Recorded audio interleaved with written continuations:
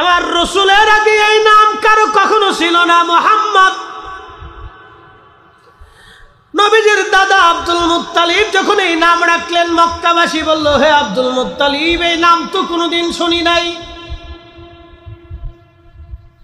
হে Abdul Muttalib, এই নাম তো কোনোদিন আমরা শুনি নাই, এই নাম তুমি কই পাইলা? আব্দুল মুত্তালিব জবাব দিল, হে হারামবাসী, মক্কাবাসী, এই নামও তো আমি কখনো জানি নাই, এই নামও তো আমিও মক্কার নেতা কোনোদিন শুনি নাই। পৃথিবীতে কারণ আমি এরকম মুহাম্মদ কোনোদিন রাখা হয় নাই, কিন্তু আমি রাখলাম কেন জানুনি? রাতের আধারে ঘুমিয়ে থাকতাম, কে জানি স্বপ্নে সে বলতো, আব্দুল মুত্তালিব রে, তুমি বড় ভাগ্যবতী, তুমি বড় ভাগ্যবান, তোমার সন্তানের রেহেমে জেসেমে আল্লাহ একটা সন্তান আনতেছে, তোমার একটা নাতি দুনিয়াতে আসবে, তার নাম তুমি রাখবা মুহাম্মদ। একবার জোরে বলা যাবে কি আল্লাহু আকবার? মুহিদেরি মুর্শিদ আমার, মুহাম্মাদের নাম, মুর্শিদ মুহাম্মাদের নাম। ওই নাম জপলেই বুঝতেই পারি, ওই নাম জপলেই বুঝতেই পারি, খুদারি কালাম মুর্শিদ মুহাম্মাদের নাম। আমার নবীর আগে এই নাম দুনিয়াতে কারো ছিল না, কেউ রাখতে পারে নাই। এজন্য আমাদের বাংলা ভূখণ্ডে পৃথিবীর প্রায় জায়গা দেখবেন সবার নামের আগে নাম লাগানো হয় মুহাম্মদ, আব্দুল করিম, মুহাম্মদ আব্দুর রহিম, মুহাম্মদ আব্দুল জব্বার, মুহাম্মদ আব্দুল্লাহ, মুহাম্মদ আব্দুল শেখ, মুহাম্মদ জহিরুল ইসলাম, মুহাম্মদ কবির সিদ্দিক, মুহাম্মদ সিদ্দিকুল ইসলাম। আমাদের বাংলাদেশ ভারত উপমহাদেশে সবার আগে নাম লেখার আগে মুহাম্মদ শব্দ লাগানো হয় আমার নবীর নামের বরকতের জন্য। কথা বলেন ঠিক কিনা? বরকতের জন্য মুহাম্মদ শব্দ লেখা হয়। দেখবেন আরবরা মাঝে মধ্যে কারণ কাউকে না চিনলে দুই নামে ডাকে, ইয়া আব্দুল্লাহ, ইয়া আব্দুল্লাহ, ইয়া মুহাম্মদ, ইয়া মুহাম্মদ, তাল তাল তাল। আরবরা যদি কাউকে না চিনে, নাম না জানে, তেমনি ডাক দে, ইয়া মুহাম্মদ, তাল তাল তাল, ইয়া আব্দুল্লাহ, দুই নামে ডাকে। হে আল্লাহর বান্দা এদিকে, হে মুহাম্মদ এদিকে, একসাথে বলবেন আল্লাহু আকবার। বরকত বরকত।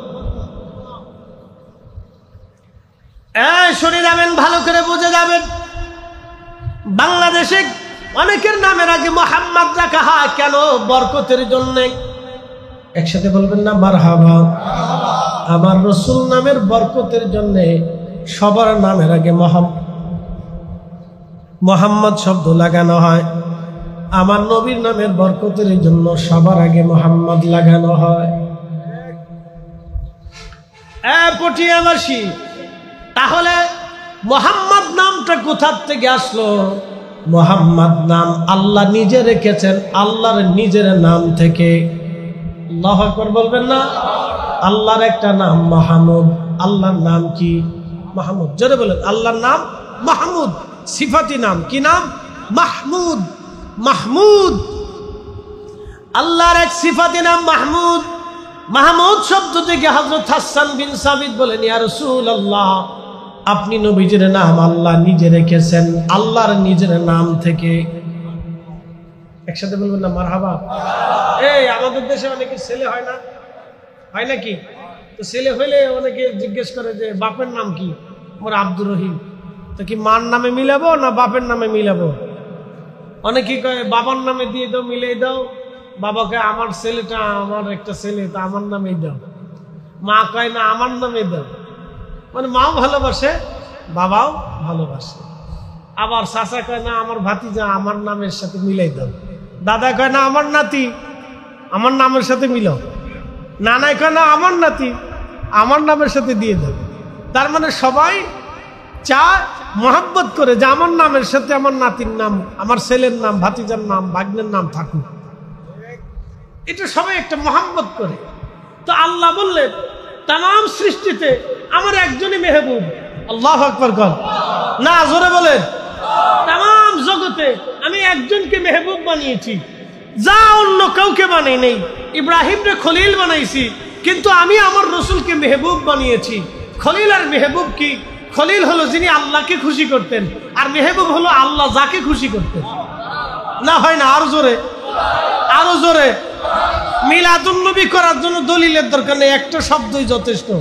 খলিল হলো তিনি খলিলুল্লাহ, যিনি আল্লাহকে খুশি করতেন, আর হাবিবুল্লাহ হলো তিনি আল্লাহ যাকে খুশি করতেন। আল্লাহ যাকে খুশি করতেন, আমরা তাকে খুশি করার জন্য আজকের মাহফিল দিয়ে দিছি। কথা বল না কেন? না, জোরে বলেন, হাত উঁচা করে বলেন, জোরে বলেন, হাত উঁচা করে বলেন। ওনার বেদাতের ফতোয়ার গোষ্ঠী কিনে কথা বল না কেন? ঠিক কিনা? ওগুলি দেখার টাইম আমাদের উপস্থিতি। বাক্কা মক্কা হলো, মক্কা হলো মুহাম্মদ সাল্লাল্লাহু আলাইহি ওয়াসাল্লামের নামের মিম থেকে মক্কা। তো মুহাম্মদ শব্দ রাখলেন নাম আমার আল্লাহ, কিন্তু কেন রাখলেন? নাম তো আরো ছিল, এই নাম কেন রাখলেন? রহস্য অবশ্যই আছে, সূত্রও আছে, আমাদেরও জানা, কিন্তু অবশ্যই রহস্য আছে। এই রহস্যের ভেদ উন্মোচন করেছিলেন সাহাবী রাসূল, শায়ের রাসূল হযরত হাসান বিন সাবিত রাদিয়াল্লাহু আনহু। হযরত হাসান বিন সাবিতের বাড়ি বর্তমান তায়েফে, ওনার বাড়ি। হযরতে আব্দুল্লাহ ইবনে আব্বাস রাদিয়াল্লাহু আনহুর মাজারও তায়েফে আছে। তায়েফে যাওয়ার সময় ওনার মাজার শরীফ পাবেন, আসার সময় মাজার পাবেন। হাসান বিন সাবিত রাদিয়াল্লাহু আনহুর মাজারও তায়েফের ভিতরেই আছে। হযরত হাসান বিন সাবিতের বাড়ি ছিল তায়েফ। শায়ের রাসূল তিনি একেবারে লম্বাও না, একেবারে বেঠেও না, একটু মধ্যম আকৃতির লোক ছিলেন। আল্লাহর নবীর দরবারে মসজিদে নববীতে তিনি গজল গাইতেন, গজল। নাতে রসুল গাইতেন, নাত। কাজী নজরুল নাত লিখেছেন, পৃথিবীর বড় বড় কবিরা নাত লিখেছেন, কবি মহাকবি হাফিজ লিখেছেন, শেখ সাদি লিখেছেন, শেখ সাদি লিখেছেন, আমাদের কবি কাজী নজরুল ইসলাম লিখেছেন, আরো বহু মুসলিম কবিরা নাত লিখেছেন। আল্লামা ডক্টর ইকবাল নাত লিখেছেন। ফতেহ আলী রসুল নামা রাহিমাহুল্লাহ নাত লিখেছেন। ইমাম আহলে সুন্নাত আলা হযরত রাহিমাহুল্লাহ নাত লিখেছেন। বড় বড় বুজুর্গ ওলিরা নাত লিখেছেন। ইমাম আবু হানিফা রাহিমাহুল্লাহ নাত লিখেছেন। ইমাম শরফুদ্দিন বুসরি রাহমাতুল্লাহ আলাইহি নাত লিখেছেন। সাহাবী রাসূল হযরত হাসান বিন সাবিত নাত লিখেছেন। ওনার নাতের কিতাবের নাম দেওয়ানে হাসান বিন সাবিত, দেওয়ানে হাসান বিন সাবিত। ওনার নাতের কিতাবের নাম আরবিতে লেখা দেওয়ানে হাসান বিন সাবিত। এই নাতের কিতাবের মধ্যে তিনি একটা নাত লিখেছেন। মসজিদে নববীতে নবীজির নাত বলার জন্য একটা মিম্বার বানানো হলো আলাদা। উনি একটু বেঠে ছিলেন, বেশি লম্বা না, মধ্যম আকৃতির। দূরে সাহাবীরা দেখতে কষ্ট হতো, সেই জন্য একটা মিম্বর দেয়া হলো। ওই মিম্বরে দাঁড়ায়া হাসান বিন সাবিত আমার নবীজির শানে নাত বলতেন। আল্লাহর নবী বসে বসে নাত শুনতেন। সাহাবীরা সেই নাত শুনে শুনে মুগ্ধ হতেন। একবার জোরে বলা যাবে কি মারহাবা। নাতের মাহফিল এটা সুন্নতে সাহাবা। একসাথে বলেন সুন্নতে, না না জোরে বলেন সুন্নতে। নাতের মজলিস সুন্নতে সাহাবা। হাসান বিন সাবিত নাতে রাসূল গাইতেন। প্রিয় নবী দোয়া করলেন, ইন্নাল্লাহা ইউওয়াবিদু হাসান বিরুহিল কুদুস, সহিহুল বুখারী। আল্লাহ নবী দোয়া করে বলেন, আল্লাহ নিশ্চয় আমার হাসানকে সাহায্য করবে রুহুল কুদুস ফেরেশতা দিয়ে, আমার জিব্রাইলকে দিয়া। কেননা হাসান বিন সাবিত আমি নবীজির শানে নাত গায়, সেই জন্য আল্লাহ আমার হাসানকে রুহুল কুদুস ফেরেশতা দিয়ে আমার আল্লাহ সাহায্য করবে। তাহলে বোঝা গেল যারা নবীজির শান গায়, নাত গায়, আল্লাহর পক্ষ থেকে তাদের জন্য রহমত আসে, সাহায্য আসে। কথা বলেন ঠিক কিনা? এই মিলাদুন নবীর মাহফিল যারা করে তাদের জন্য আল্লাহর কাছ থেকে সাহায্য নাজিল হয়। বলে কারণ কি? মিলাদুন নবীর মাহফিলে আমার নবীর শানে এত পরিমাণে আলোচনা হয়, অন্য কোন মাহফিলে এত আলোচনা নবীর শানে হয় না যত আলোচনা মিলাদুন নবীর মাহফিলে হয়। কথা বলেন, আপনি ঠিক বললেও ঠিক, না ঠিক বললেও ঠিক, এটাই ঠিক। এই জন্য শয়তান চায় এই মাহফিল বন্ধ হোক। বুঝেন নাই? ওরা বন্ধ করতে চায় কে? ওদের বন্ধ করতে চাই কেন? আমরা কি মাহফিল দিয়ে ভোটাভুটি করি, রাজনীতি করি, ফ্যাটনীতি করি, টেন্ডারবাজি করি, চান্দাবাজি করি? তো মাহফিল বন্ধ করে কার ধানের খেতে মই লাগছে যে মাহফিল বন্ধ করতে হবে? নিশ্চয় শয়তান, ইহুদিদের চক্রান্ত। তাদের কাজ হচ্ছে মাহফিল বন্ধ করো, উম্মতের কলিজা থেকে রাসূলকে সরাও, উম্মতের কলিজা থেকে নবীর শান সরিয়ে দাও। আল্লাহি বিল্লাহি তাল্লাহি জমিনে যত সময় সুন্নিয়ত টিকে থাকবে, জমিনে একটা সুন্নিও জিন্দা থাকতে রাসূলের মিলাদের মাহফিল কায়েম হবে। কথা বলে ঠিক না? পটিয়াবাসী খুব মনোযোগ দিবেন। কামাল মুন্সিরহাটের মুসলমানেরা, মুহাম্মাদুর রাসূলুল্লাহ নামটা, মুহাম্মদ নাম আল্লাহ কেন রাখলেন এত নাম বাদ দিয়া? কত নাম আল্লাহর জগতে ছিল, কত নাম ছিল, এত নাম বাদ দিয়া আমার আল্লাহ তার নবীর নাম মুহাম্মদ কেন রাখলেন? মুহাম্মদ থেকে বাক্কা কেন মক্কা হয়ে গেল? মুহাম্মদ থেকে বাক্কা কেন মক্কা হলো? আর এত নাম বাদ দিয়ে আমার নাম, নবীর নাম কেন মুহাম্মদ রাখা হলো? হাসান বিন সাবিত রহস্য ভেঙে দিলেন। কবিতার সঙ্গে তিনি গাইতে লাগলেন, ইন্নাকা উলিদতা মুবাররান মিন কুল্লি আইব কাআন্নাকা ক্বাদ খুলিকতা কামা তাশা وَدَمَّ الْإِلَهُ اسْمَ النَّبِيِّ بِاسْمِهِ إِذَا قَالَ فِي الْخَمْسِ الْمُؤَذِّنُ نَشَهَدَ وَشَقَّنَهُ لِيُذِلَّهُ فَذُو الْعَرْشِ مَحْمُودٌ وَهَذَا مُحَمَّدٌ।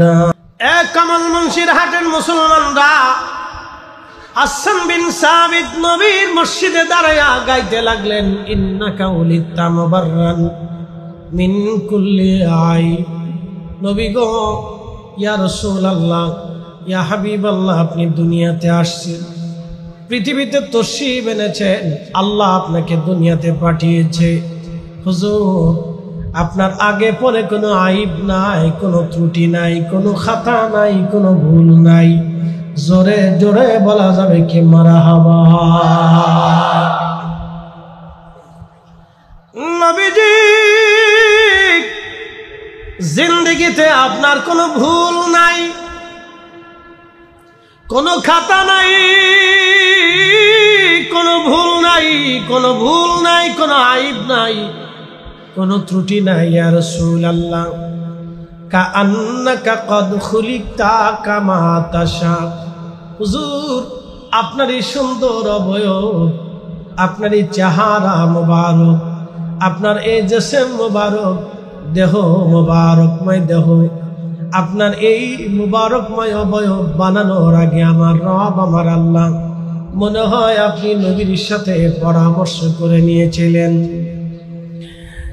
ওয়াদাম্মাল ইলাহু ইসমান নবী বিইসমিহি ইদা ক্বালা ফিল খামসিল মুআজ্জিন আশহাদ। ইয়া রাসূলুল্লাহ, আপনার নামকে, আপনার শানকে এত পরিমাণে আল্লাহ সমুন্নত করেছেন, প্রত্যেক আজানে আজানে আমার আল্লাহ আপনার নামের পরে আপনি নবীর নাম আমার আল্লাহ লাগাইয়া দিয়েছে। একবার জোরে বলা যাবে কি মারহাবা? শোনেন, বুঝাইতেছি আপনাদের, ভালো করে শুনে যান। আমার রব, আমার মালিক মালিক, আপনার নাম এত পরিমাণে সমুন্নত করেছেন, এত মর্যাদার উচ্চ আসনে অধিষ্ঠিত করেছেন আমার মালিক আপনার নাম। আপনি নবীর শরণ এত উচ্চে আল্লাহ রোহিত করেছেন যে প্রত্যেক আজানে আজানে আপনি আল্লাহর নামে পড়ে আপনি নবীর নাম আমার আল্লাহ লিখে দিয়েছেন। বুঝাইতেছি আপনাদেরকে, ভালো করে বুঝেন। বলেন তো, মাগরিবের আজান যখন চট্টগ্রামে হয় তখন কি ঢাকায় আজান একসাথে হয়? আসতে হলো কেন, জোরে বলেন। চট্টগ্রামে যখন আজান হয়, মায়ানমারের রেঙ্গুনে একই সময় আজান হয় না, থাইল্যান্ডেও একই সময়ে হয় না, লাওসে একই সময়ে হয় না, ভিয়েতনামে একই সময় হয় না, মঙ্গোলিয়াতে একই সময় হয় না, চীনের গুয়াংজুতে একই সময় হয় না, তুর্কিস্তানে একই সময় হয় না, তুর্কমেনিস্তানে একই সময় হয় না, আজারবাইজানে একই সময় হয় না, রাশিয়াতে একই সময় হয় না, ইউরোপে একই সময় হয় না, মালয়েশিয়া একই সময় হয় না, ভারতে একই সময় হয় না, পাকিস্তানেও একই সময় হয় না, আফগানিস্তানেও একই সময় হয় না, ভাইজান ওই উজবেকিস্তানেও একই সময় হয় না। ফজরের আজান, ফজরের আজান পৃথিবীতে একই সময় হয় না, কারণ সূর্য উদয় সুবহে সাদিক পৃথিবীর সব জায়গায় একই সময় হয় না, সূর্য অস্তটা পৃথিবীর সব জায়গায় একই সময় হয় না, মধ্য দুপুরটা পৃথিবীতে সব সময় একই সময় হয় না, আসরের রক্তটা পৃথিবীতে সব জায়গায় একই সময় হয় না। বুঝে যান, মাগরিবের আজান পৃথিবীতে একই সময় হয় না, সব জায়গায় একই সময় হয় না। 2 মিনিট, 1 মিনিট, 3 মিনিট পর পর সময় চেঞ্জ হয়। তার অর্থ হলো সূর্য যত যেতে থাকে তত আজান চলতে থাকে, যত আজান চলতে থাকে ততই আমার নবীর নাম উচ্চারিত হতে থাকে। তার মানে বোঝা গেল পৃথিবীতে কোনো মিনিট, কোনো ঘন্টা, কোনো সময় আল্লাহর নামের জিকির বন্ধ হয় না, আমার নবীর নামের জিকির বন্ধ হয় না। এই কথা বলেন না কেন, ঠিক কিনা? না, কোনো সময় বন্ধ হয় না। এই জন্য হাসান বিন সাবিত বললেন, ওয়াদাম্মাল ইলাহু ইসমান নবী বিইসমিহি ইযা ক্বালা ফিল খামসিল মুয়াজ্জিন নাশাদ। নবীজি আপনার নামকে আল্লাহ এত পরিমাণে সমুন্নত করেছেন, ইয়া রাসূলুল্লাহ, আল্লাহর নামের পরে আপনার নাম আল্লাহ লিখে রেখেছেন, কারণ প্রত্যেক 5 ওয়াক্ত আজানে মুয়াজ্জিন আপনি নবীর আশহাদ সাক্ষ্যকে উপস্থাপন করে, আশহাদু আন্না মুহাম্মাদার রাসূলুল্লাহ। চট্টগ্রামে যখন আজান হয়, ঢাকাতে কি তখন আজান হয়? আচ্ছা, পৃথিবীতে মুসলমান আছে কত কোটি?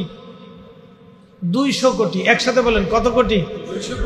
200 কোটি মুসলমান কি একসাথে একসময় মাগরিবের নামাজ পড়ে, এশার নামাজ পড়ে? কিয়ামত চলতে থাকে, আমার নবীর সাক্ষ্য মুহাম্মদুর রাসূলুল্লাহ নাম 24 ঘন্টায় আল্লাহ নামের পরে চলতে থাকে। কথা বলেন, ঠিক কিনা? আমরা দিছি না আল্লাহ দিছে? আল্লাহ দিছে, আল্লাহ দিয়েছে। এই জন্য আল্লাহ বললেন, ألم نشرح لك صدرك ووضعنا عنك بزرك الذي أنقض ظهرك ورفعنا لك ذكرك ورفعنا لك ذكرك ورفعنا لك ذكرك।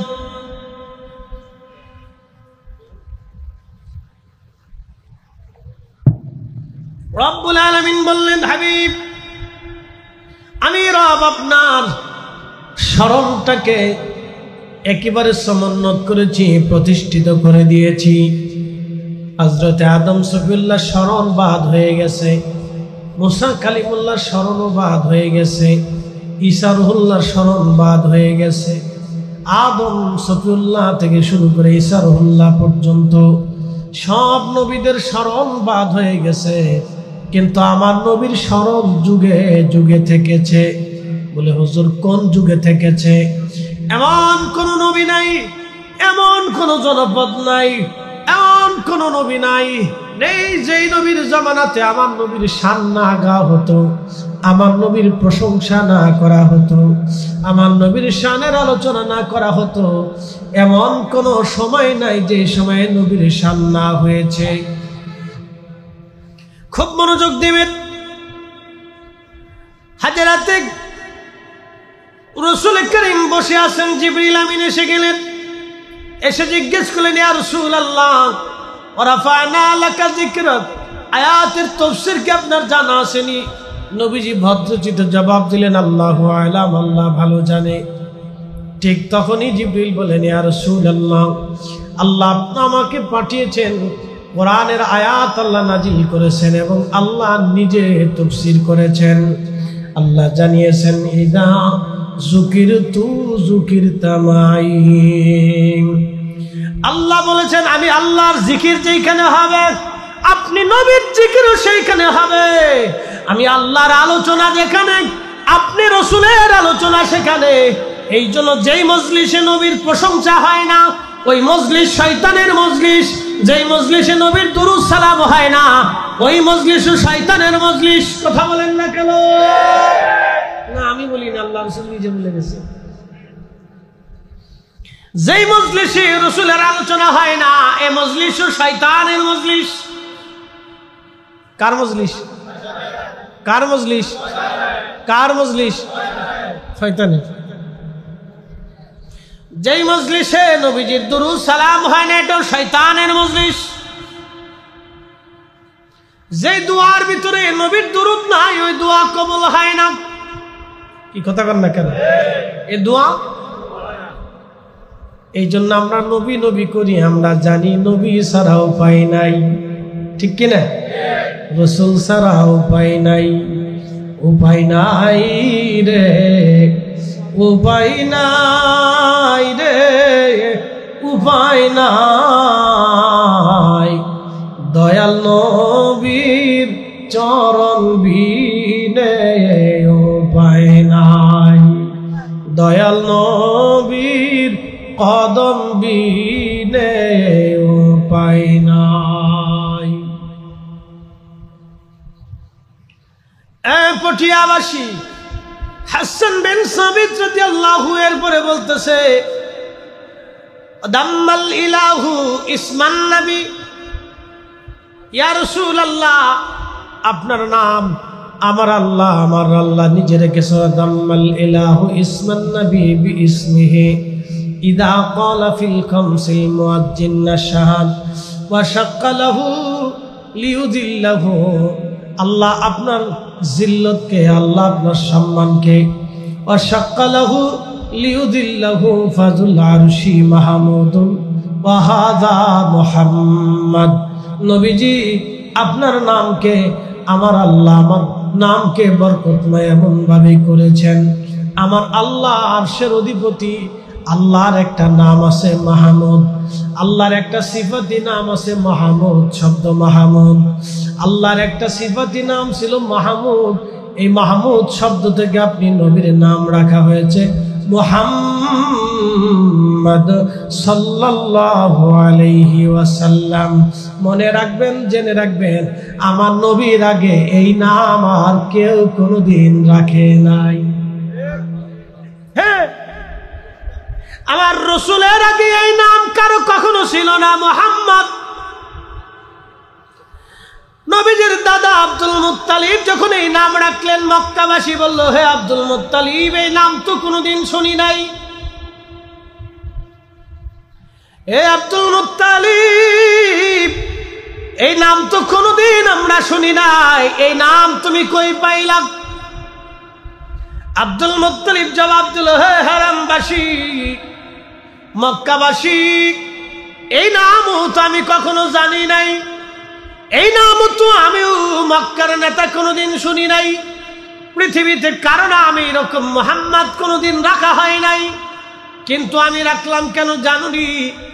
রাতের আধারে ঘুমিয়ে থাকতাম, কে জানি স্বপ্নে সে বলতো, আব্দুল মুত্তালিব রে তুমি বড় ভাগ্যবতী, তুমি বড় ভাগ্যবান, তোমার সন্তানের রেহেমে জেসেমে আল্লাহ একটা সন্তান আনতেছে, তোমার একটা নাতি দুনিয়াতে আসবে, তার নাম তুমি রাখবা মুহাম্মদ। একবার জোরে বলা যাবে কি আল্লাহু আকবার। মুহিদেরি মুর্শিদ আমার মুহাম্মাদের নাম, মুর্শিদ মুহাম্মাদের নাম। ওই নাম জপলে বুঝতেই পারি, ওই নাম জপলে বুঝতেই পারি, খুদারি কালাম মুর্শিদ মুহাম্মাদের নাম। আমার নবীর আগে এই নাম দুনিয়াতে কারো ছিল না, কেউ রাখতে পারে নাই।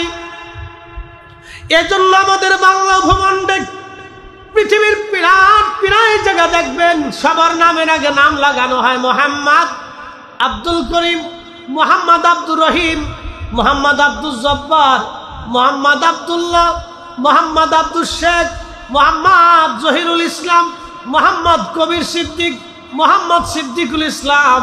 আমাদের বাংলাদেশ ভারত উপমহাদেশে সবার আগে নাম লেখার আগে মোহাম্মদ শব্দ লাগানো হয় আমার নবীর নামের বরকতের জন্য। কথা বলেন ঠিক কিনা? বরকতের জন্য মোহাম্মদ শব্দ লেখা হয়।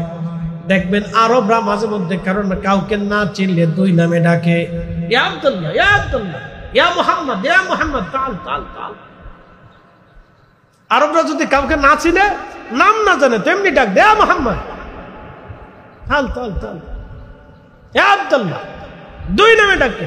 হে আল্লাহর বান্দা এদিকে, হে মুহাম্মদ এদিকে, একসাথে বলবেন আল্লাহু আকবার। বরকত বরকত। শুনে যাবেন, ভালো করে বুঝে যাবেন। বাংলাদেশে অনেকের নামের আগে মুহাম্মদ রাখা হয় কেন?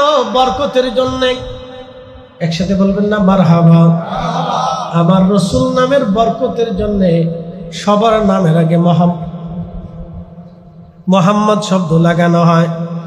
আমার নবীর নামের বরকতের জন্য সবার আগে মুহাম্মদ লাগানো হয়। পটিয়াবাসী, তাহলে মুহাম্মদ নামটা কোথা থেকে আসলো?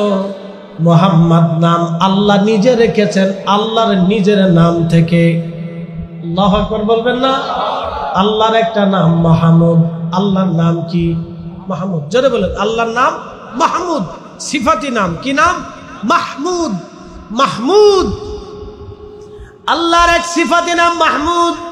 মাহমুদ শব্দ থেকে হযরত হাসান বিন সাবিত বলেন, ইয়া রাসূলুল্লাহ, আপনি নবীজির নাম আল্লাহ নিজে রেখেছেন আল্লাহর নিজের নাম থেকে। একসাথে বলবেন না মারহাবা। আমাদের দেশে অনেকে ছেলে হয় না, হয় নাকি?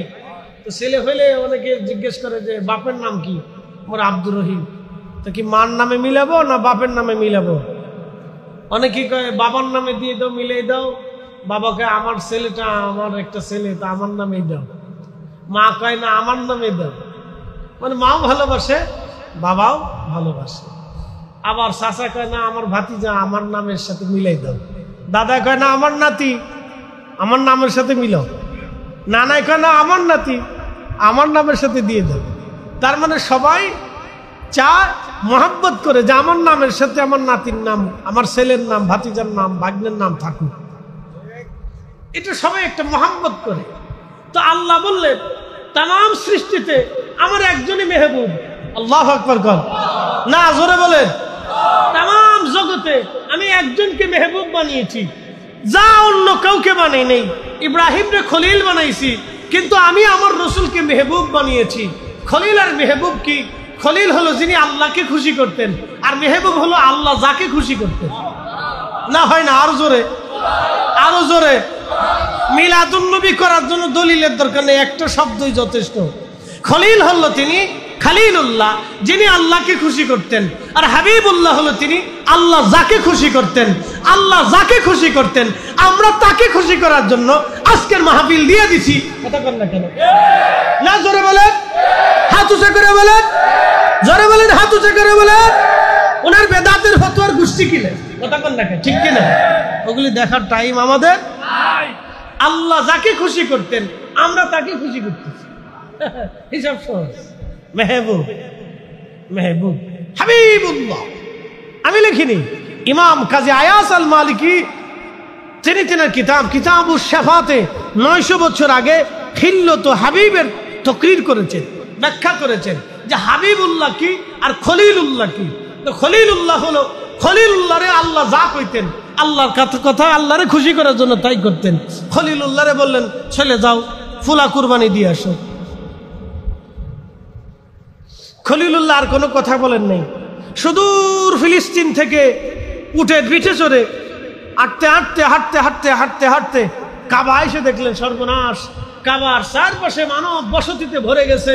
হায় হায় হায়, ইসমাইলের বাড়ি, তিনার স্ত্রীর ঘর খুঁজে তিনি পাচ্ছেন না।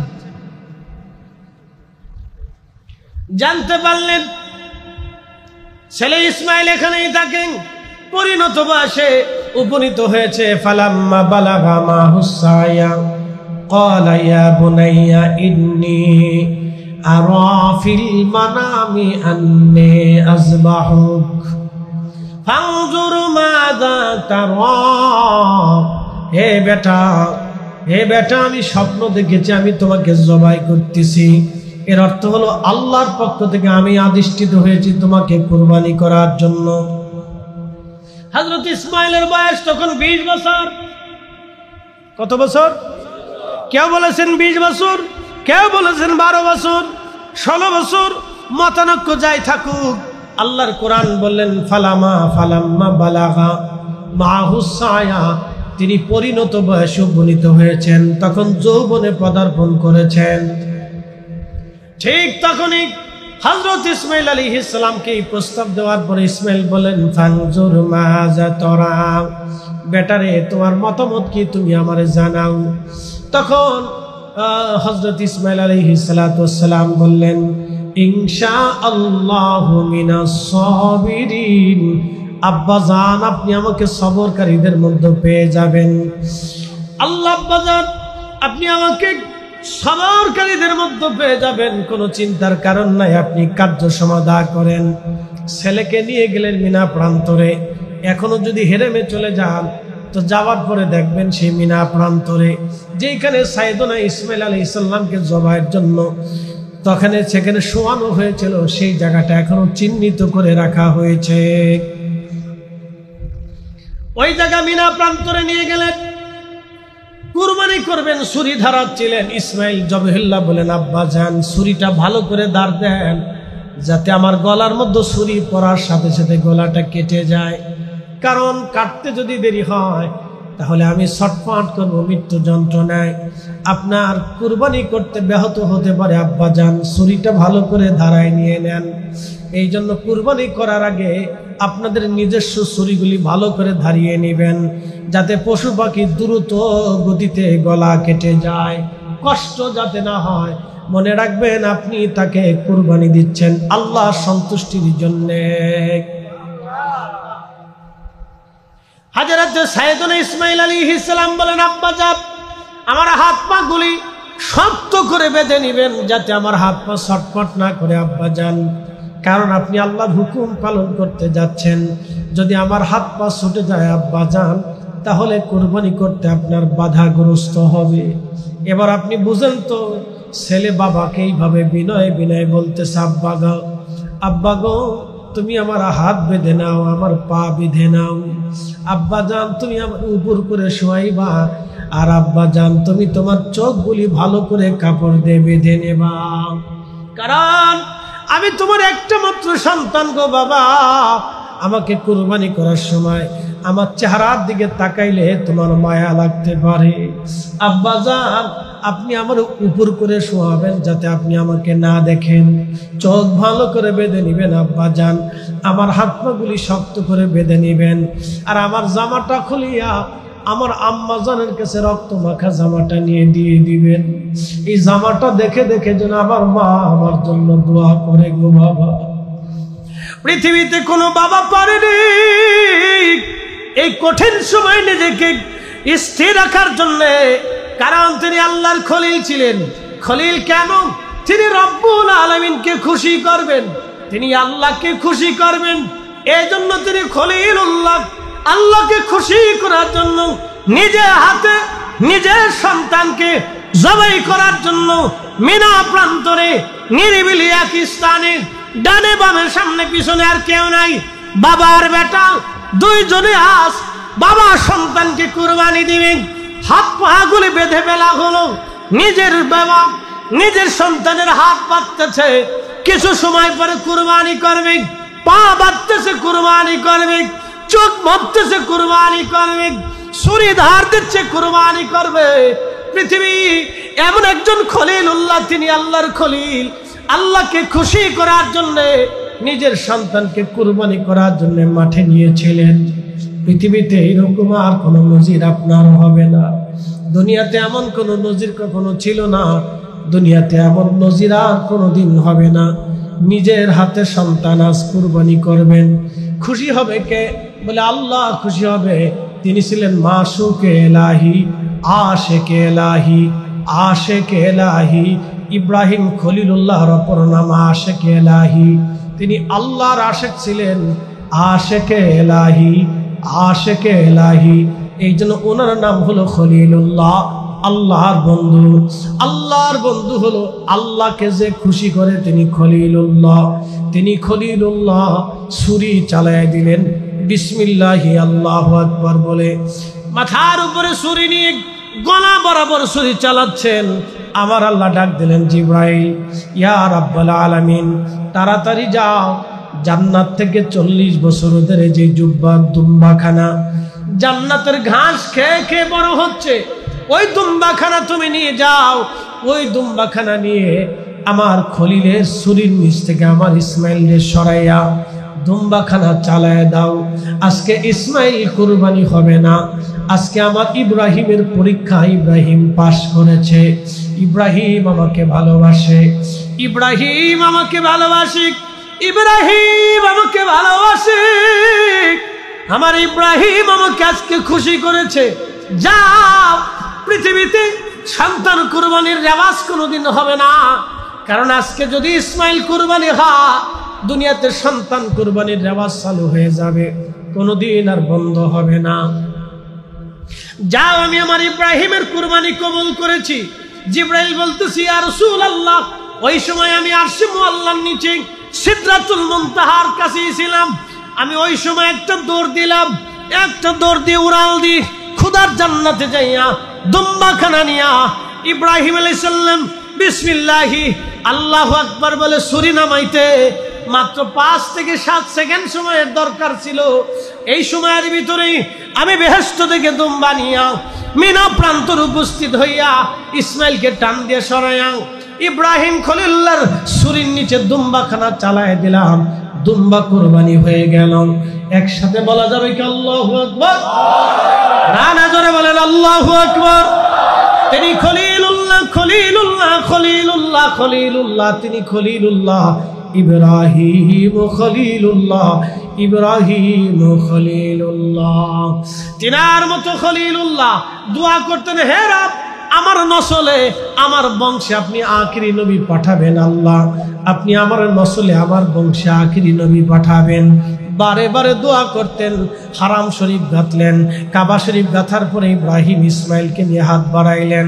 কাবা শরীফ নির্মাণ করার পরে ইব্রাহিম খলিলুল্লাহ বলেন, আল্লাহ, আজকে তোমার কাবা নির্মাণ করেছি, তুমি যা বলছো আমি তাই মানছি, তুমি যা হুকুম করেছো আমি তাই করেছি, তোমারে খুশি করার জন্য কাবা নির্মাণ করলাম। আল্লাহ, আজকে কাবার পাশে দাঁড়ায় দোয়া করতেছে, আল্লাহ, তুমি আমার নসলে আমার বংশে আখিরি নবী পাঠাবা, আখিরি নবী পাঠাবা, আখিরি নবী পাঠাবা।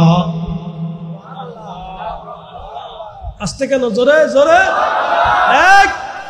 কাবা শরীফ যেই দিন প্রথম গাঁথা হয়েছিল, ঠিক সেই দিন ইব্রাহিম খলিলুল্লাহ তার নসলে আখিরি নবীকে নেওয়ার জন্য আল্লাহর দরবারে কাবার সামনে দাঁড়ায় হাত তুলে বলেছি, ইয়া রাব্বি, আমাকে আমার নসলে আখিরি নবী দিবেন, ওই নবী দিবেন যেই নবীর শান আসমানে জমিনে পাহাড়ে পর্বতে সপ্ত আসমান ও জমিনে সৃষ্টির রন্ধে রন্ধে যেই নবীর নাম ছড়িয়েছে, যেই নবীর উসিলাতে আমি খলিলুল্লাহ হয়েছি, আমি ইব্রাহিম নবীউল্লাহ হয়েছি, আমার সন্তান জবিহুল্লাহ হবে, আমার নসলে সেই আখিরি নবী পাঠাও। একসাথে বলবেন আল্লাহু আকবার। এই উম্মতকে কি করে বুঝাবো এই নবীর শান বলেন তো? কাবা শরীফ প্রথম গাথার পরেই ইব্রাহিম আলাইহিস সালাম রসুলের নাম নবীর নসল নেওয়ার জন্য তিনি ব্যাকুল হয়ে গেলেন। আল্লাহ, আপনি তো কাবা গাঁথতে বলেছিলেন, আমি কাবা গেঁথেছি, ইয়া আল্লাহ আপনার ঘর গেঁথেছি, আপনার এই বাক্কা গেঁথেছি, আল্লাহ এখানে দাঁড়ায় হাত বাড়াইছি, আপনি আমার নসলে আখিরি নবী পাঠাবেন আল্লাহ, শেষ নবী আমার নসলে দিয়ে দিবেন আল্লাহ। বুঝতে পারছেন? আমরা সেই নবীর উম্মত, কপালওয়ালা। সুবহানাল্লাহ, আসতে হয়ে গেছে, জোরে বলেন কি ওয়ালা, জোরে বলেন কি ওয়ালা। না, এই উম্মত হওয়ার পরে অনেকের বদনসিব হয়ে যাবে, কপাল পুড়ে যাবে। বলে হুজুর কপাল কেমনে পুড়বে? কপাল কেমনে পুড়বে জানেন? এই উম্মত কত নিকৃষ্ট। আজ এক মোল্লার ওয়াজ শুনতেছি, মোল্লা বলতেছে মদিনাতে ভূমিকম্প হবে, মদিনার মানুষ মদিনার থেকে পালিয়ে যাবে মদিনার মসজিদে। বাকি কথাটা আর আমার মুখ দিয়ে শোভা পাচ্ছে না। হায় হায় হায় হায় হায়, বাকি কথা আর আমি আর বললাম না। এক মদিনাতুল মুনওয়ারা নবী হারাম করেছেন, যেখানে রাসূল ঘুমিয়ে আছেন, কিয়ামত পর্যন্ত কোন বাপের বেটার জন্ম হয় নাই, কিয়ামত পর্যন্ত কোন শক্তির জন্ম হয় নাই। ওই মসজিদ ভাঙবে আর ওই মসজিদ ধ্বংস করবে আর রাসূলের বারগাহকে ধ্বংস করে দিবে। কিয়ামত পর্যন্ত কোন বাপের বেটার জন্ম হবে না, এমনকি দাজ্জাল পর্যন্ত ওই সীমানার ভিতরে ঢুকতে পারবে না। পৃথিবীর এমন কোন স্থান নাই যেখানে দাজ্জাল না যাবে, শুধু মদিনাতুল মুনওয়ারাতে দাজ্জাল ঢুকতে পারবে না। এটা আল্লাহর নবী দোয়া করে গেছে, আল্লাহ আমার মদিনাকে হারামি, শারাবি, খারাবি, নাপাকি, কুফরি, কাফিরি সমস্ত অকর্মর কুকর্ম থেকে পবিত্র রাখবেন, কারণ এই মদিনাতে আমি ঘুমিয়ে থাকব। রাসূলের কারণে মদিনাতুল মুনওয়ারা কিয়ামত পর্যন্ত শুধু না, জিন্দেগীর চিরস্থায়ীভাবে আল্লাহ সম্মানিত করেছে বলে। কারণ কি? নবী যেখানে ঘুমিয়ে আছেন সেখান থেকে নবীজির মিম্বার শরীফ পর্যন্ত রিয়াজুল জান্নাহ, রাউজাতুম মিন রিয়াজিল জান্নাহ। ৭০,০০০ নবী বাইতুল আকসায় এসেছিল, ৭০,০০০ নবী বাইতুল আকসায় নামাজ পড়েছিল, কিন্তু বাইতুল আকসায় রিয়াজুল জান্নাহ হয় নাই। ২,২৪,০০০ নবী রাসূল হারামাইন শরীফের ভিতরে তাওয়াফ করেছিল, কিন্তু রিয়াজুল জান্নাহ হয় নাই। ২,০০,০০০ নবীর ইমাম রাহমাতুল লিল আলামিন মসজিদে নববীতে নামাজ পড়েছেন, মিম্বার থেকে হুজরা, হুজরা শরীফ থেকে মিম্বার শরীফ, যাইতে নাচতেন, যাইতে নাচতেন, যাইতে নাচতেন। যাওয়া আসার কারণে আমার রব ঘোষণা দিলেন, হাবিব এই জায়গাটুকুন রাউজাতুম মিন রিয়াজিল জান্নাহ, আমি জান্নাতের বাগান ঘোষণা দিয়ে দিলাম। এই জায়গাটুকুনকে নিয়া কিয়ামতের ময়দান শুধু না, আল্লাহ বেহেশতের একেবারে জান্নাতুল ফিরদাউসের উচ্চ মাকামে আমার রাসূল করিমের বাসস্থানের সাথে এই জায়গাকে আল্লাহ সংযুক্ত করে দিবে। একসাথে বলবেন না মারহাবা। জায়গা কি স্থায়ী অস্থায়ী ভাবে সম্মানিত না স্থায়ী ভাবে? অস্থায়ী না স্থায়ী? চিরদিন আবাদুন আবাদা খালিদিন ফিহা আবাদা, চিরদিন চিরদিন চিরদিন। ও সাতা কয় কি মোল্লা এক একটা কোত্থেকে আসে? এগুলো আসে কোত্থেকে? হ্যাঁ, এগুলো জন্ম হয় কোথার থেকে? কি আশ্চর্য ভিতরে পড়ছি ভাই। কথার ভাষা যদি সুন্দর না থাকে, তা মদিনাতুল মুনওয়ারা নিয়া লা হাওলা ওয়ালা কুওয়াতা ইল্লা বিল্লাহ, আস্তাগফিরুল্লাহাল আযীম। ও মুসলমান, আপনাদেরকে কিভাবে বুঝাবো আমি জানি না, কিভাবে বুঝাইলে যে আপনি বুঝবেন আমি তাও বুঝতেছি না। সাইয়েদুনা ইব্রাহিম খলিলুল্লাহ, একসাথে বলেন কি? না, জোরে বলেন কি? আমাদের নবী কি? হাবিবুল্লাহ। জোরে বলেন, আমাদের নবী কি? খলিলুল্লাহর দায়িত্ব ছিল আল্লাহকে খুশি করা, আর হাবিবুল্লাহ তিনি আল্লাহর দায়িত্ব হচ্ছে হাবিবুল্লাহকে খুশি করা। একসাথে বলবেন না মারহাবা? বলে হুজুর দলিল কি? দলিল সূরা কাউসার। একটা দলিল দেই, বাকি দেব না, একটা দিয়ে দেই। সূরা কাউসার, ইন্না আ'তাইনাকাল কাউসার ফাসাল্লি লিরাব্বিকা ওয়ানহার ইন্না শানিয়াকা হুয়াল আবতার। আবতার শব্দের অর্থ হলো নির্বংশ, বংশহীন। আমাদের দেশে বলে আটকুড়িয়া, আর চট্টগ্রাম কি বলে? আটকুড়িয়া। আমাদের দেশে বলে আটকুড়িয়া। যার বাচ্চা কাচ্চা হয় না তারা আটকুড়িয়া বলে, তার গালি দিয়ে না, আটকুড়ে বলিয়ে না। তার সন্তান আমরা দেই না, সন্তান আল্লাহ দেয়। কে দেয়? কাউকে অনেক সন্তান দেয়, কাউকে দেই না। আমি একবার ত্রাণ দিতে গেছি বহু বছর আগে আমাদের ফরিদপুরের এক শহরে, মনে আছে, তখন আমি কামিলের ছাত্র। ত্রাণ দিতে গেছি, প্রচন্ড শীত, কম্বল বিতরণের উদ্দেশ্যে গেলাম। তো যাওয়ার সময় এক শহরের ভিতরে যেয়ে দেখি এক মহিলার 11টা বাচ্চা, স্বামী মারা গেছে। 11টা বাচ্চা, 11টা সন্তান, একটা ঘরের ভিতরে মা সন্তানদেরকে নিয়ে থাকে। আহা, দেখার পরে খুব কষ্ট লাগলো। যাহারে 11টা সন্তান নিয়ে এই মহিলা সেই ঘরের ভিতরেই থাকে। তা আমি জামরা যাওয়ার পরে বললাম, চাচি কয়টা কম্বল দিব? বলে, বেটারে আমার তো 11টা সন্তান, কম্বল দিলে আমাকে সহ বাবা 12টাই দিতে হয়। বললাম, বাবা কম্বল তো বরাদ্দ হিসাব মোতাবেক, এতগুলি কম্বল আপনাকে দিব। বলে, আল্লাহ আমার 11টা সন্তান দিছে, হিসাব করে। আবার দুনিয়াতে এমনও আছে সন্তান কোটি কোটি টাকার মালিক, একটা সন্তানও আল্লাহ দেয়। কি কথা কর না, আছে না?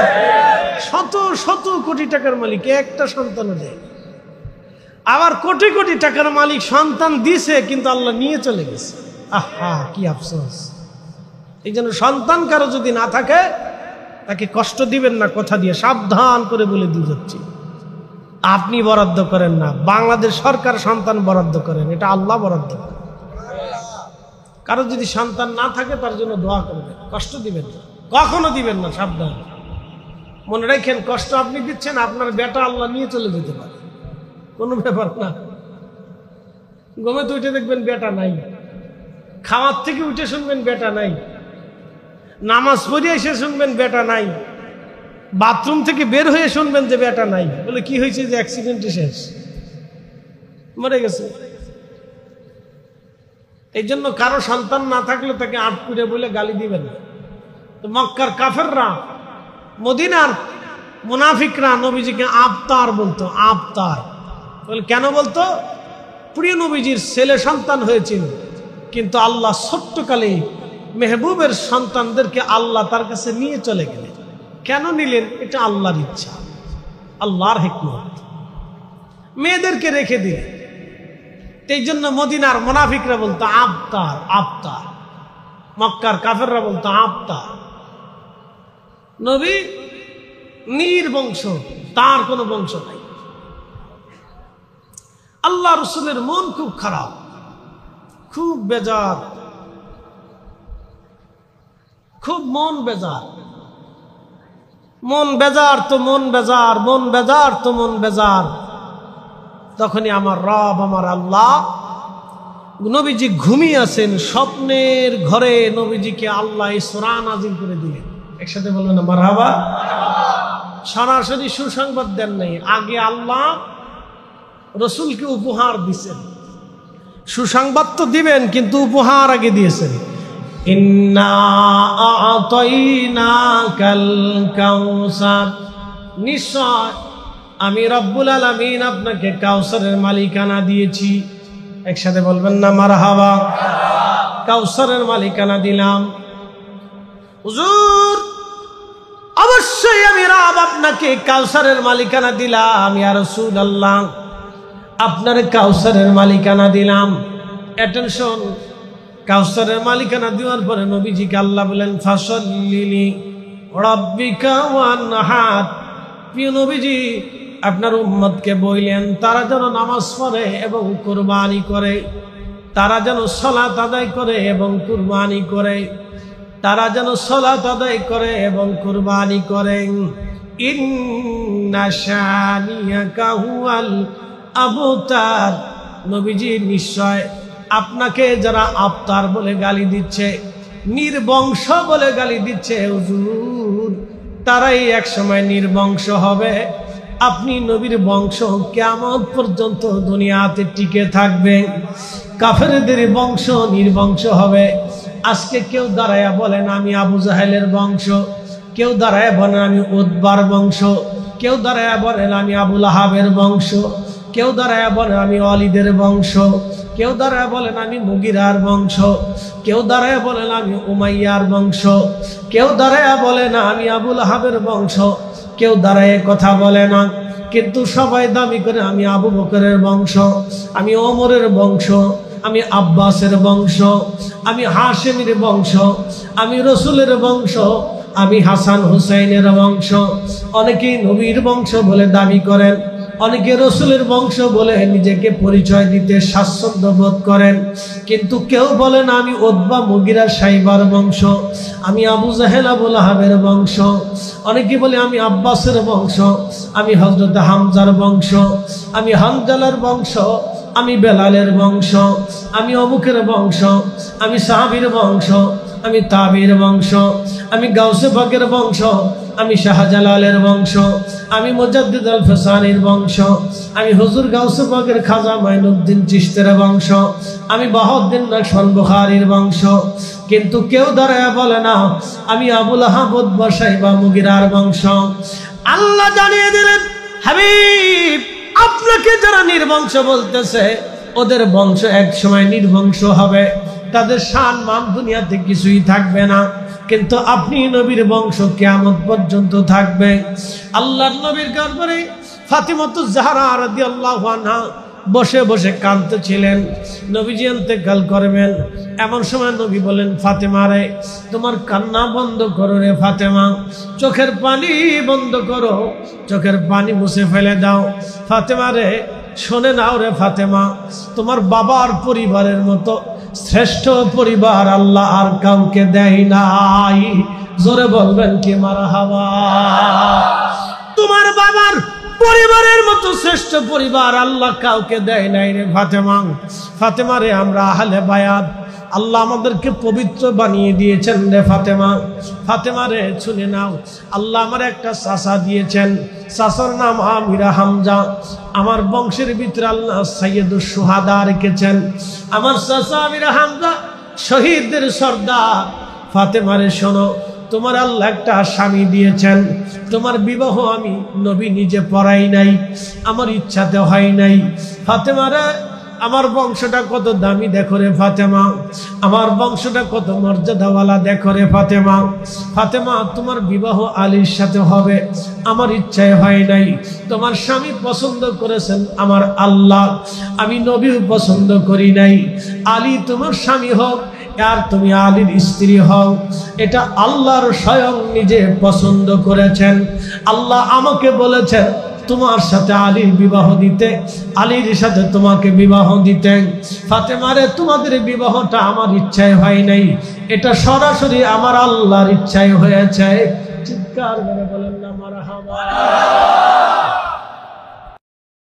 নবীজির জামানাতে দাহিয়াতুল কালবি রাদিয়াল্লাহু আনহু নবীজির কাছে এসে বসে বসে কান্না করে। নবী বললেন সাহাবী কি জন্য তুমি কান্না করো? দাহিয়াতুল কালবি বলি ইয়া রাসূলুল্লাহ, নবী গো আমি তো এখন কালেমা পড়েছি, কিন্তু আমি এর আগে অনেক বড় জালিম ছিলাম। কি জুলুমের কাজ করছো দাহিয়া বলো। দাহিয়া ডাক দে বলতেছি ইয়া রাসূলুল্লাহ, আমার এক স্ত্রী ছিল, স্ত্রী গর্ভবতী, অন্তঃসত্ত্বা হলো। আমি ব্যবসার জন্য বাহিরে যেতে লাগলাম, বিবিকে ডাক দে বললাম বিবিরে যদি ছেলে হয় লালন পালন করবা, আর যদি মেয়ে হয় তাহলে জিন্দা কবর দিয়ে দেবা, কারণ আমার মেয়ের দরকার নাই, এই সমাজে আমার মেয়ে লাগবে না। ও মা বোনের, আপনারা শুনে নেন, ইসলামের মতো নারীদের অধিকার পৃথিবীতে আর কোনো ধর্ম দিয়েছে কোথাও জানা নাই। একমাত্র ধর্ম ইসলাম যে নারীর অধিকার দিয়েছে। ইসলাম ছাড়া অন্য কোনো ধর্ম নারীকে এমন অধিকার দেয় নাই। কথা কোন ঠিক কিনা? মনোযোগ দিবেন। সরাইলের মুসলমান দাহিয়া ডাক দে বলতেছি, ইয়া রাসূলুল্লাহ, আমি স্ত্রীকে বললাম, বিবিরে, যদি মেয়ে হয় তাহলে তুমি জিন্দা কবর দেবা, কারণ আমি এসে যেন কোনো মেয়ের চেহারা না দেখি। আমি চলে গেলাম ব্যবসার জন্য। বহু বছর পার হয়ে গেল, ব্যবসা সেরে আমি বাড়ি আসলাম। বাড়ি আসার পরে দেখি আমার স্ত্রীর সাথে ছোট্ট ফুটফুটে সুন্দর একটা মেয়ে, খুবই চমৎকার, খুব মায়াবী চেহারা আমার মেয়েটার। ফুটফুটে সুন্দর মেয়েটা দৌড়ায় দৌড়ায় আমার কাছে আসছে। আমি ডাক দিলাম, বিবি রে, এই বাচ্চাটা কার? বিবি ডাক দে বলো, স্বামী রে, যে সন্তান আমার গর্ভে রেখে দিয়ে আপনি চলে গিয়েছিলেন, সেই সন্তানটা দুনিয়াতে আসছে, এই মেয়েটাই আমাদের সন্তান। আমি ডাক দিলাম, বিবি, বলছিলাম ছেলে হলে রাখবা, মেয়ে হলে হত্যা করবা, কেন মেয়ে তুমি রেখে দিয়েছ বলো? দাহিয়াতুল কালবি কথা বলার পরে চোখের পানি ছেড়ে দিয়ে বলেন, ইয়া রাসূলুল্লাহ, আমার স্ত্রী ডাক দিছে, স্বামী, আমি তো মা কি করে সন্তানকে হত্যা করে? ও স্বামী আমার, আমি মা হয়ে আমার কলিজার টুকরা সন্তানকে হত্যা করতে পারি নাই।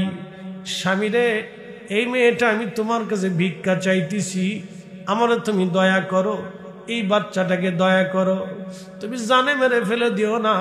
তখনকার দিনে কেউ যদি কারো সন্তানকে জীবন্ত কবর দিত, সামাজিকভাবে কোনো বিচার হতো না, রাষ্ট্রীয়ভাবে কোনো বিচার হতো না। ওই বন্ধু, কোনো আইন কানুন ছিল না। ইচ্ছা হলো ছেলের কবর দিয়ে ফেললো, মেরে ফেললো। ইচ্ছা হলো নিজের স্ত্রীকে মেরে ফেললো। ইচ্ছা হলো ধরে নিয়ে নিজের কন্যা সন্তানকে জীবন্ত কবর দিল। কি কঠিন জমানা ছিল আপনি দেখেন। কোনো আইন নাই, কোনো কানুন নাই, কোনো বিচার নাই, কোনো সালিশ নাই। এই কঠিন জামানাতে রহমতের নবী আসে, দয়াহীন মানব জাতিকে যিনি দয়া শিখাইলেন, তিনি আমার আপনার নবী। ওই নবী আসাতে আমি খুশি হব না তো শয়তান খুশি হবে নাকি? আমার চাইতে অন্য কেউ খুশি হবে না।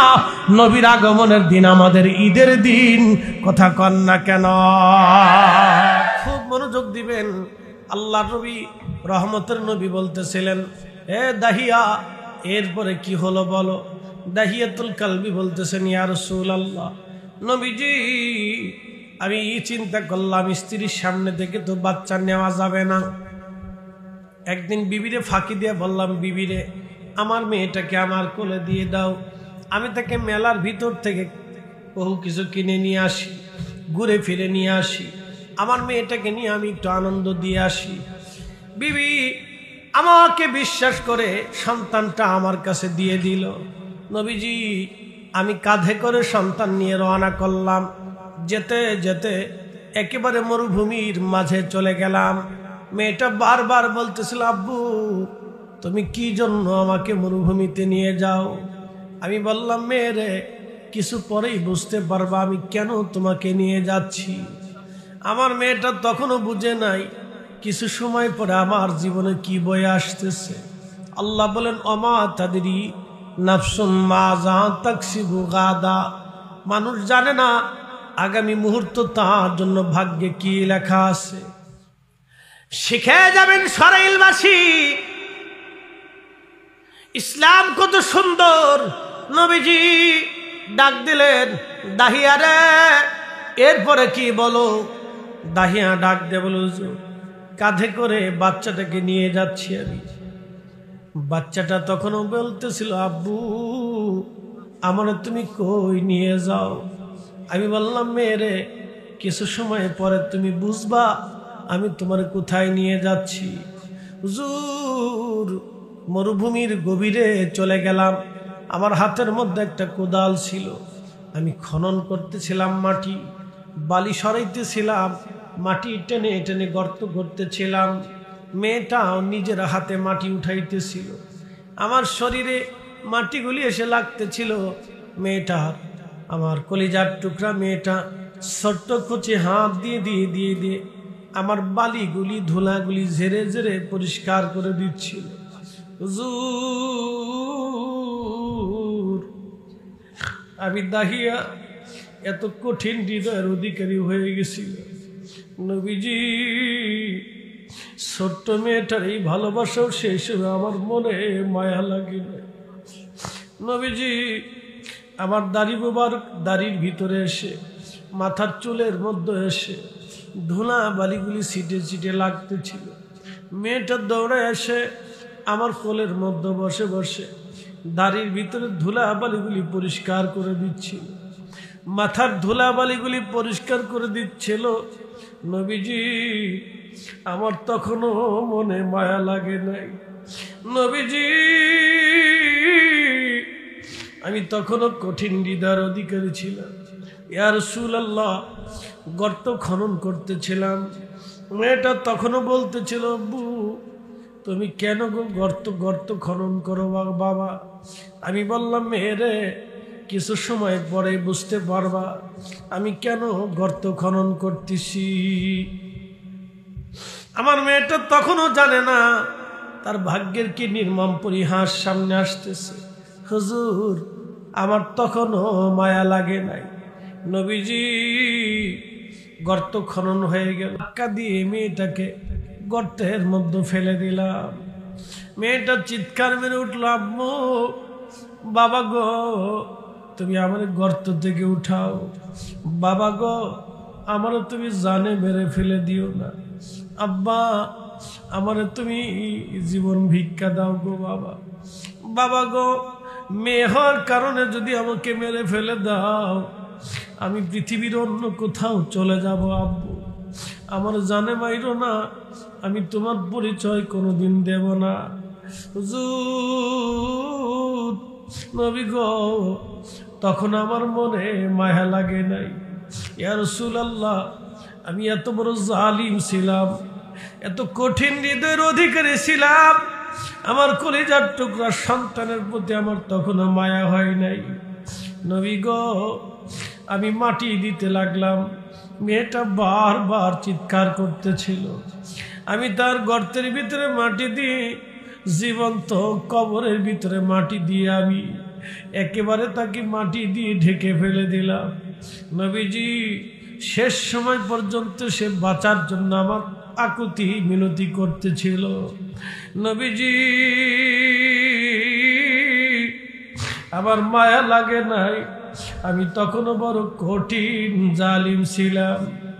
ইয়া রাসূলুল্লাহ, আমি কালেমা পড়ছি, আমার সেই কঠিন গুনাহকে আল্লাহ মাফ করছেনি।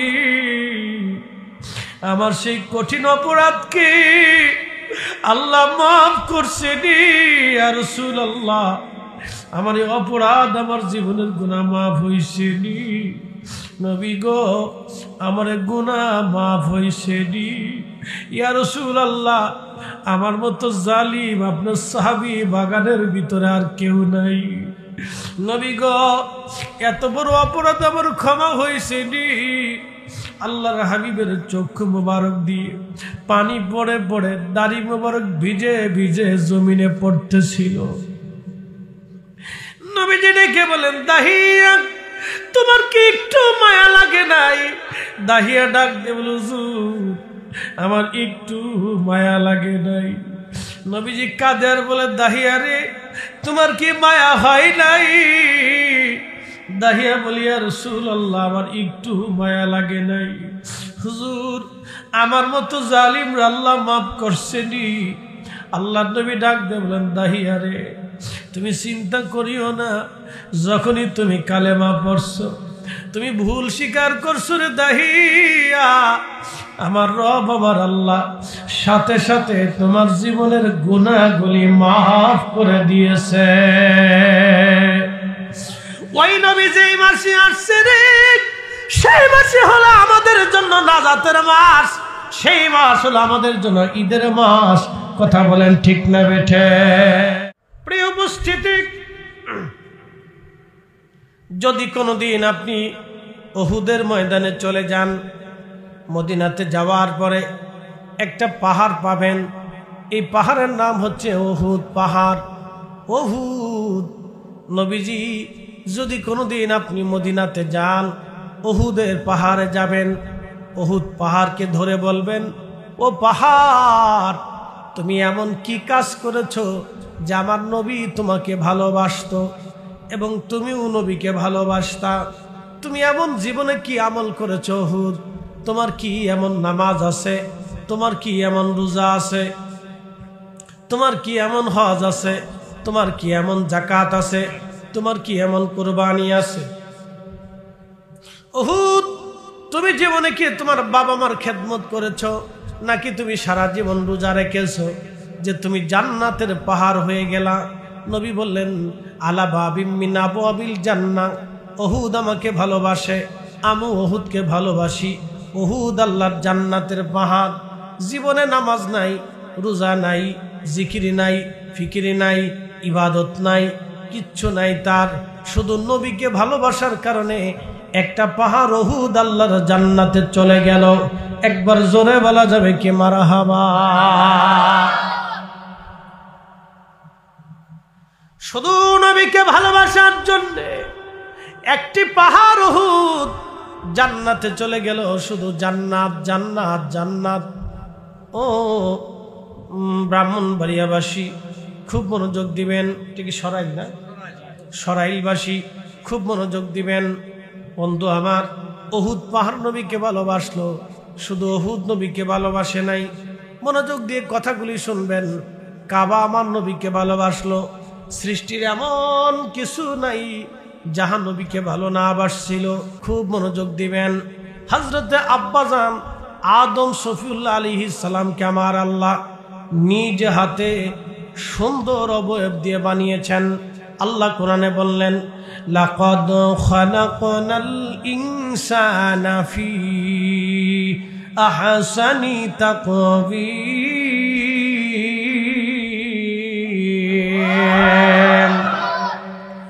আল্লাহ বানাইলেন কত জাতি,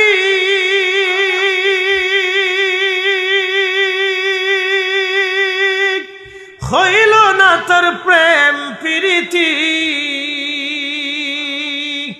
অবশেষে মানুষ বানায় প্রেমের কারণে। ঠিক কিনা? প্রেমের ডুরি বান্ধরে মদিনার শনে। বলেন, প্রেমের ডুরি বান্ধরে মদিনার শনে।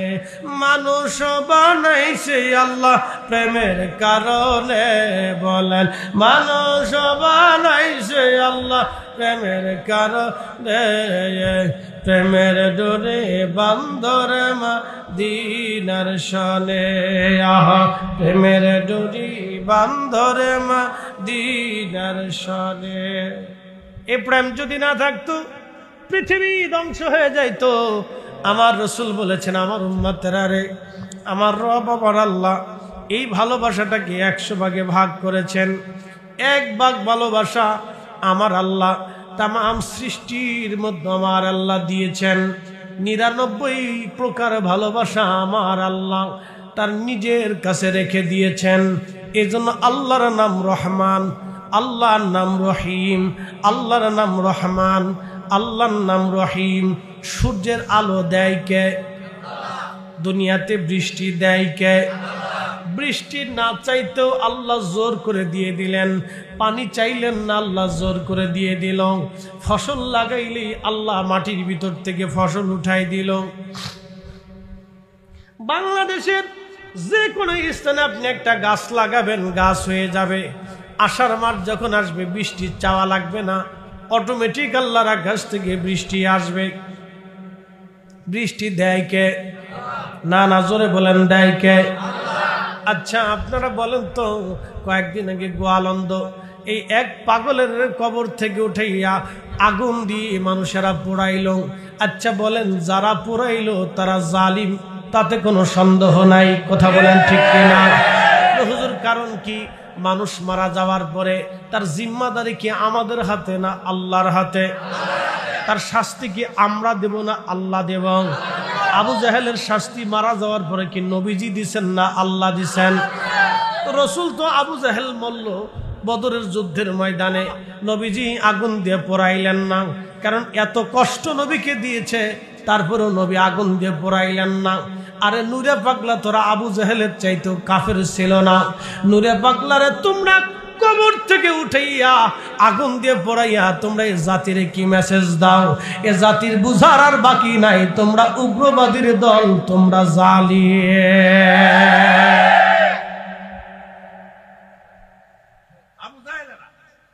না, আবু জাহেলের চাইতে নিকৃষ্ট। আবু জাহেলের ইতিহাসে নাই যে কারো আগুন দিয়ে পুড়াইছে, আবু জাহেলের ইতিহাসে নাই। ওরাই বর্তমান ইসরায়েলের চাইতে নিকৃষ্ট। কথা কর না কে, কথা কর। বর্তমান ইসরায়েলের চাইতে নিকৃষ্ট, হাবিয়াত নিকৃষ্ট।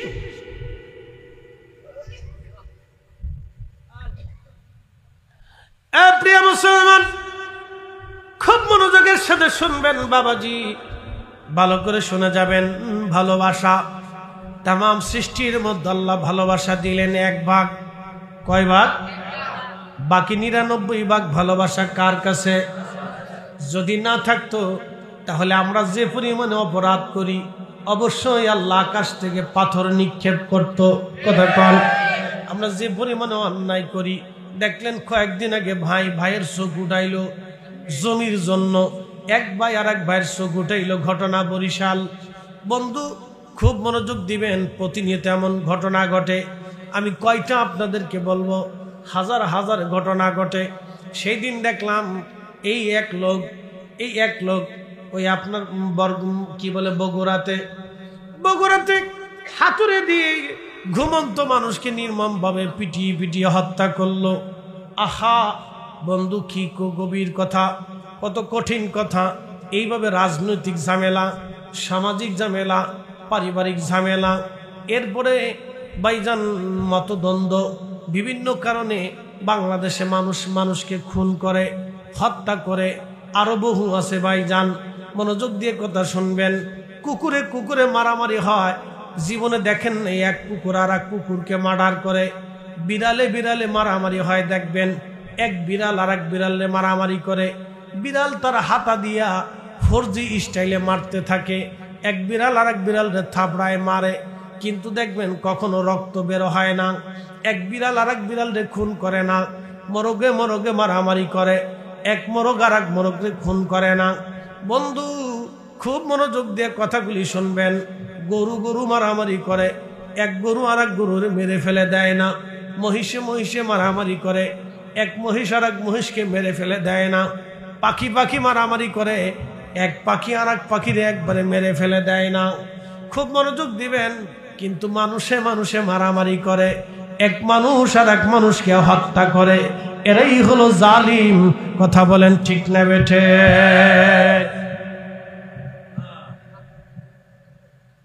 এই জন্য আল্লাহর নবী বললেন, মান লাম ইয়ারহামিন নাস ওয়া মান লাম ইয়ারহামিল্লাহ। যে মানুষকে দয়া করে না, আল্লাহ তাকে দয়া করে না। যে মানুষকে দয়া করে না, যে মানুষকে দয়া করে, আল্লাহ তাকে দয়া করে। যে মানুষকে দয়া করে, আল্লাহ তাকে দয়া করে। এই জন্য আমার নবীর নাম ছিল রাহমাতুল লিল আলামিন। আজ থেকে নজরে বলেন রাহমাতুল লিল আলামিন। নবীজির জামানাতে দাহিয়াতুল কালবি রাদিয়াল্লাহু আনহু নবীজির কাছে এসে বসে বসে কান্না করে। নবী বললেন, সাহাবী কি জন্য তুমি কান্না করো? দাহিয়াতুল কালবি বলি, ইয়া রাসূলুল্লাহ, নবী গো, আমি তো এখন কালেমা পড়েছি, কিন্তু আমি এর আগে অনেক বড় জালিম ছিলাম। কি জুলুমের কাজ করছো দাহিয়া বলো। দাহিয়া ডাক দে বলতেছি, ইয়া রাসূলুল্লাহ, আমার এক স্ত্রী ছিল, স্ত্রী গর্ভবতী, অন্তঃসত্ত্বা হলো। আমি ব্যবসার জন্য বাহিরে যেতে লাগলাম। বিবিকে ডাক দে বললাম, বিবিরে, যদি ছেলে হয় লালন পালন করবা, আর যদি মেয়ে হয় তাহলে জিন্দা কবর দিয়ে দেবা, কারণ আমার মেয়ের দরকার নাই, এই সমাজ আমার মেয়ে লাগবে না। ও মা বোনেরা, আপনারা শুনে নেন, ইসলামের মতো নারীদের অধিকার পৃথিবীতে আর কোনো ধর্ম দিয়েছে কোথাও জানা নাই। একমাত্র ধর্ম ইসলাম যে নারীর অধিকার দিয়েছে। ইসলাম ছাড়া অন্য কোনো ধর্ম নারীকে এমন অধিকার দেয় নাই। কথা কোন ঠিক কিনা? মনোযোগ দেবেন, সরাইলের মুসলমান দাহিয়া ডাক দে বলতেছি, ইয়া রাসূলুল্লাহ, আমি স্ত্রীকে বললাম, বিবিরে যদি মেয়ে হয় তাহলে তুমি জিন্দা কবর দেবা, কারণ আমি এসে যেন কোনো মেয়ের চেহারা না দেখি। আমি চলে গেলাম ব্যবসার জন্য। বহু বছর পার হয়ে গেল, ব্যবসা সেরে আমি বাড়ি আসলাম। বাড়ি আসার পরে দেখি আমার স্ত্রীর সাথে ছোট্ট ফুটফুটে সুন্দর একটা মেয়ে, খুবই চমৎকার, খুব মায়াবী চেহারা আমার মেয়েটার। ফুটফুটে সুন্দর মেয়েটা দৌড়ায় দৌড়ায় আমার কাছে আসছে। আমি ডাক দিলাম, বিবি রে, এই বাচ্চাটা কার? বিবি ডাক দে বলো, স্বামী রে, যে সন্তান আমার গর্ভে রেখে দিয়ে আপনি চলে গিয়েছিলেন, সেই সন্তানটা দুনিয়াতে আসছে, এই মেয়েটাই আমাদের সন্তান। আমি ডাক দিলাম, বিবি, বলছিলাম ছেলে হলে রাখবা, মেয়ে হলে হত্যা করবা, কেন মেয়ে তুমি রেখে দিয়েছ বলো? দাহিয়াতুল কালবি কথা বলার পরে চোখের পানি ছেড়ে দিয়ে বলেন, ইয়া রাসূলুল্লাহ, আমার স্ত্রী ডাক দিছে, স্বামী, আমি তো মা, মা কি করে সন্তানকে হত্যা করে? ও স্বামী আমার, আমি মা হয়ে আমার কলিজার টুকরা সন্তানকে হত্যা করতে পারি নাই। স্বামী রে, এই মেয়েটা আমি তোমার কাছে ভিক্ষা চাইতেছি, আমারে তুমি দয়া করো, এই বাচ্চাটাকে দয়া করো, তুমি জানে মেরে ফেলে দিও না। তখনকার দিনে কেউ যদি কারো সন্তানকে জীবন্ত কবর দিত, সামাজিকভাবে কোনো বিচার হতো না, রাষ্ট্রীয়ভাবে কোনো বিচার হতো না। ওই বন্ধু, কোনো আইন কানুন ছিল না। ইচ্ছা হলো ছেলের কবর দিয়ে ফেললো, মেরে ফেললো, ইচ্ছা হলো নিজের স্ত্রীকে মেরে ফেললো, ইচ্ছা হলো ধরে নিয়ে নিজের কন্যা সন্তানকে জীবন্ত কবর দিল। কি কঠিন জমানা ছিল আপনি দেখেন।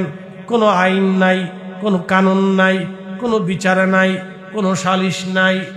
এই কঠিন জামানাতে রহমতের নবী আসে, দয়াহীন মানব জাতিকে যিনি দয়া শিখাইলেন, তিনি আমার আপনার নবী। ওই নবী আসাতে আমি খুশি হব না তো শয়তান খুশি হবে নাকি? আমার চাইতে অন্য কেউ খুশি হবে না। নবীর আগমনের দিন আমাদের ঈদের দিন, কথা কন না কেন? দলিল লাগবে না? কিসের দলিল? এই কিসের দলিল? বন্ধ করা সুন্নাত জাতিকে, পথভ্রষ্ট মানব জাতিকে তিনি শান্তির রাস্তা দেখিয়েছেন। তো ওই নবী যেই দিন আসছে, এর চাইতে খুশি মুসলমানের জন্য আর কিছু হতে পারে না। কথা বলে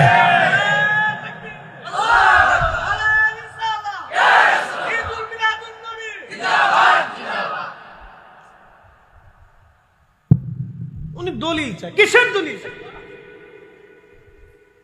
পৃথিবীর অন্ধকারের শূন্য একটা জাতিকে তিনি রাস্তা দেখিয়েছেন, তিনি রাহমাতুল লিল আলামিন। আপনি বুঝতে পারতেছেন? আইন নাই, কানুন নাই, নীতি নাই, কিচ্ছু নেই, বিচার নাই, সালিশ নেই। মেয়ে ধরে নিয়ে গেল, জীবন্ত কবর দিল। যদি কোনোদিন হারাম শরীফে যান, এখনো সেই নিদর্শন আছে। হারাম শরীফে যদি যান, ইব্রাহিম খলিল রোড, একটু আগেলেই বাবে জাবালে ওমর, এখন আর সে পাহাড় নাই, এটা কেটে কি করছে, হোটেল বানাইছে। যারা আরবে ছিল তারা জানে। জাবালে ওমর, জাবালে ওমরের ওই রাস্তা দিয়ে একটু আগায় গেলে ডান পাশে একবার হারাম শরীফ, ডান পাশে হারাম, বাম পাশে একটা পরিত্যক্ত জায়গা এখনো আছে, ওভার ব্রিজের নিচে ডান সাইডে। ওই পরিত্যক্ত জায়গাতে আরবের মানুষেরা জীবন্ত জীবন্ত কন্যা সন্তানদেরকে তারা কবর দিত। বুঝতে পারতেছেন? কোনো বিচার নাই, সালিশ নাই। এই অন্ধকার জাতিকে দয়াহীন, প্রেমহীন, প্রেমহীন, দয়াহীন, ভালোবাসাহীন একটা জাতির হৃদয়ে যিনি ভালোবাসার ফুল ফুটাইলেন, প্রেমহীন একটা মানব গোষ্ঠীর হৃদয়ে যিনি প্রেমের বাগান সাজাইলেন, তিনি অন্য কেউ না, তিনি আমার আপনার নবী রাহমাতুল লিল আলামিন। ওই নবী যেই মাসে আসছে, এই মাসটাই আমাদের ঈদের মাস। কথা বলে এই মাসটা আমাদের কিসের মাস? এর চাইতে খুশি আর কিছু আছে আমাদের? আচ্ছা, 12 বছর পরে একটা সন্তান হয়েছে, বেটা বেজার, কেমন খুশি বলেন তো? পারলে বেটা লুঙ্গি খুলে মাথায় বেঁধে আছে। আর যার সন্তান হয়েছে এ মনে খুব বেজার, বাপরে বাপ, সে মনে হবে যে দুনিয়া এক পাশে, সন্তান আর এক পাশে। দুনিয়ার একটা সন্তান পাইয়া মানুষ খুশি হলো, বহুদিন পরে প্রিয়জন দেশে আসতেছে, খুশি হয়ে গেল। অর্থ করি টাকা পয়সা হঠাৎ করে পাইল, খুশি হয়ে গেল।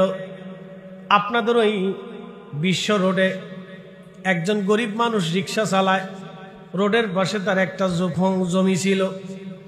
এই জমিটা সরকার নিয়ে নিল, সরকার নিয়ে এখান দিয়ে রাস্তা বানাবে। একদিন ব্যাংকের অফিসার ফোন দিয়ে তারা বলতেছে, চাচা আসেন। কি জন্য? বলে আপনার নামে 1 কোটি টাকা দেওয়া হয়েছে। বলে কারণ কি? বলে আপনার জমি নেওয়া হয়েছে, সরকারে 1 কোটি টাকা আপনারা দিচ্ছে। 1 কোটি টাকার কথা শুনে বেটা স্টক কইরা মইরা গেছে খুশির চোটে।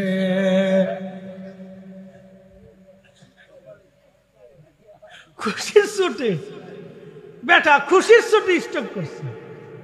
এই মরা খুশির মরা, কিসের মরা? না আস্তে কর না, জোরে কর। কিসের মরা? খুশির মরা। খুশির চোটে বেটা মরে গেছে। কি আশ্চর্য! হতেই পারে সারা জীবন রিক্সা চালাইছে, জীবনে কল্পনা করে না যে 1 কোটি টাকা আমার দেখবো। হ্যাঁ, অনেকের কাছে 1 কোটি টাকা কিছুই না, আবার 1 কোটি টাকা অনেকের কাছে অনেক কিছু। আল্লাহ খুশির চোটে বেটা মরে গেছে। আল্লাহু আকবার। এটা খুশি। ভাইজান, অন্ধকার ও শূন্য দুনিয়াতে রহমতের নবী আসলেন। খুব মনোযোগ দেবেন। ইসরাঈলের মুসলমান ভালোবাসাটাকে আল্লাহ 100 ভাগে ভাগ করলেন। 1 ভাগ ভালোবাসার তামাম সৃষ্টির মধ্য দিয়ে দিলেন। দেখবেন একটা মা সন্তানকে কলিজার ভিতর থেকে ভালোবাসে। একটা ভালোবাসা কিন্তু কলিজার বাহির থেকে আসে, আর একটা ভালোবাসা কলিজার ভিতর থেকে আসে। পৃথিবীতে 2 জন মানুষ কলিজার ভিতর থেকে ভালোবাসে, একজন হলো মা, আর একজন হলো বাবা। একসাথে জোরে কন্যা মারহাবা। মা আর বাবা কোথার থেকে ভালোবাসে? কলিজার একবারে ভিতরের অংশ থেকে ভালোবাসে। এই ভালোবাসার কোনো খুঁত নাই, একবারে খুঁতবিহীন, ত্রুটিবিহীন। মা আর বাবা 2 জনে কলিজার ভিতর থেকে ভালোবাসে। যদি আপনি বুঝতে চান আর একটু পরিষ্কার করে বুঝাই, মাঝে মধ্যে ডিসকভারি চ্যানেল আমি দেখি। বলে হুজুর আপনিও কি টিভি দেখেন? হ্যাঁ দেখি। বলে কোনটা দেখেন? বাংলা সিনেমা দেখি না। বাংলা সিনেমা দেখলে চরিত্র ঠিক থাকে না, ঠুসঠাস ঢুসঢাস ভুসবাস, আর শুধু বকাবাজি, গালিগালাজ, হাবি জাবি ফসা গলা, যত আন্দা গান্দা চরিত্র সব বাংলা সিনেমার ভিতরে পাওয়া যায়। আটক নাটক সাটক হাবি জাবি এইগুলি দেখা আমাদের দেশের যুবক যুবতীরা চরিত্রহীন হয়ে যাইতেছে। কথা কোন ঠিক কিনা? এগুলি বন্ধ করার দরকার, কিন্তু বন্ধ করবে কি? ডক্টর ইউনূস সাহেব যায় যদি কোন যে আপনি বন্ধ করেন, তোকে বেটা আমি তো নিজে সুদ চালু করছি, এ বেটা জীবনে বন্ধ করবে না, মরে গেলেও করবে না। প্রধান সেনাপতির কিন্তু আমার দ্বারা এই কাজ না। রাষ্ট্রপতি না, আমি এই কাজের জন্য আসিনি। বন্ধু খুব মনোযোগ দেবেন। হাজিরিন, মাঝে মধ্যে ডিসকভারি চ্যানেল আমি দেখি। বলে কারণ কি?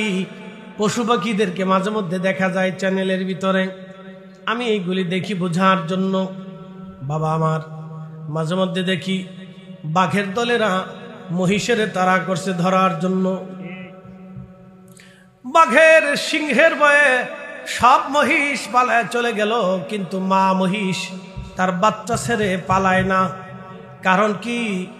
বাচ্চাটাকে মা মহিষটা কলিজার ভিতর থেকে ভালোবাসে। ঠিক কিনা? কলিজার ভিতর থেকে ভালোবাসে। খুব মনোযোগ দেন। মা মহিষটা কলিজার ভিতর থেকে ভালোবাসে। ওই মা মহিষটা কি করে জানেননি? বাঘের সাথে মারামারি করে, বাচ্চাটাকে বাঁচানোর জন্য সে চেষ্টা করে। তার জীবনের সমস্ত শক্তি বিলিয়ে দিয়ে মা মহিষ বাচ্চাটাকে বাঁচানোর জন্য চেষ্টা করে। কারণ কি? ওই মা মহিষটা কলিজার ভিতর থেকে তার বাচ্চাটাকে ভালোবাসছে। সন্তান সবাই পালায় চলে গেল, আমি পালাই নাই, কারণ আমি তোমার মা লাগি। কথা বলেন ঠিক কিনা? ওগো মা, তুমি এ ধরনের শ্রেষ্ঠ নিয়ামত তোমারই পদতলে রয়েছে জান্নাত, তোমারই পদতলে রয়েছে জান্নাত গো মা। তুমি এ ধরনের শ্রেষ্ঠ নিয়ামত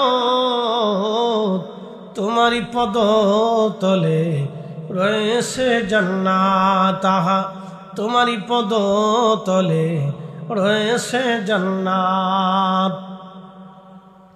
ঘরের ভিতরে অভাব আসুক, দরিদ্রতা আসুক, আপনার রুটি রুজি না থাকুক, মাকে কষ্ট দেবেন না। নিজে খাবেন না, মাকে খাওয়াবেন। কাপড় যদি ছিঁড়াও আপনি পরেন, মাকে ভালো কাপড় পরানোর চেষ্টা করবেন। কারণ মা, আল্লাহর নবী বলেন, আমার উম্মতেরা রে তোমরা শোনো, এমন আমার উম্মত পিতা মাতা পাইল কিন্তু খেদমত করে বাবা মার কাছ থেকে জান্নাত নিয়ে নিতে পারল না। আমার এই উম্মত যেন ধ্বংস হয়ে যায়। আমার এই উম্মত ধ্বংস হয়ে গেল যে বাবা মা পাইল কিন্তু খেদমত করে জান্নাত নিতে পারল না। আমার এই উম্মত ধ্বংস হয়ে গেল। এ বন্ধু খুব মনোযোগ দিবেন। মা মা এই মায়ের কলিজাতে ওই 100 ভাগ দয়ার ভিতরে 1 ভাগ দয়া। এই 1 ভাগ দয়া থেকে মার কলিজার ভিতরে আল্লাহ দয়া দিয়ে দিলেন। একবার জোরে বলা যাবে কি মারহাবা? এটার নাম ভালোবাসা। জোরে বলেন, এটার নাম কি? ভালোবাসা। ভালোবাসা যদি না থাকতো পৃথিবী ধ্বংস হয়ে যাইতো। এই জন্য দয়া যদি না থাকতো সৃষ্টি ধ্বংস হয়ে যাইতো। এই জন্য আল্লাহ বললেন, ও আমার বান্দারা, তোমরা যদি দয়া করো আল্লাহ তোমাদেরকে দয়া করবে, আর তোমরা যদি দয়া না করো আল্লাহ তোমাদেরকে দয়া করবে না। আল্লাহ বানাইলেন কত জাতি, হইল না তার প্রেম প্রীতি, অবশেষে মানুষ বানায় প্রেমের কারণে। প্রেমের ডোরি বান্ধরে মদিনার শানে, আহা প্রেমের ডোরি বান্ধরে মদিনার শানে। মানুষ বানাইছে আল্লাহ প্রেমের কারণে, বলেন মানুষ বানাইছে প্রেমের কারণে। প্রেমের ডোরি বান্ধরে মদিনার শানে। আল্লাহুম্মা সাল্লি আলা, জবান খুলে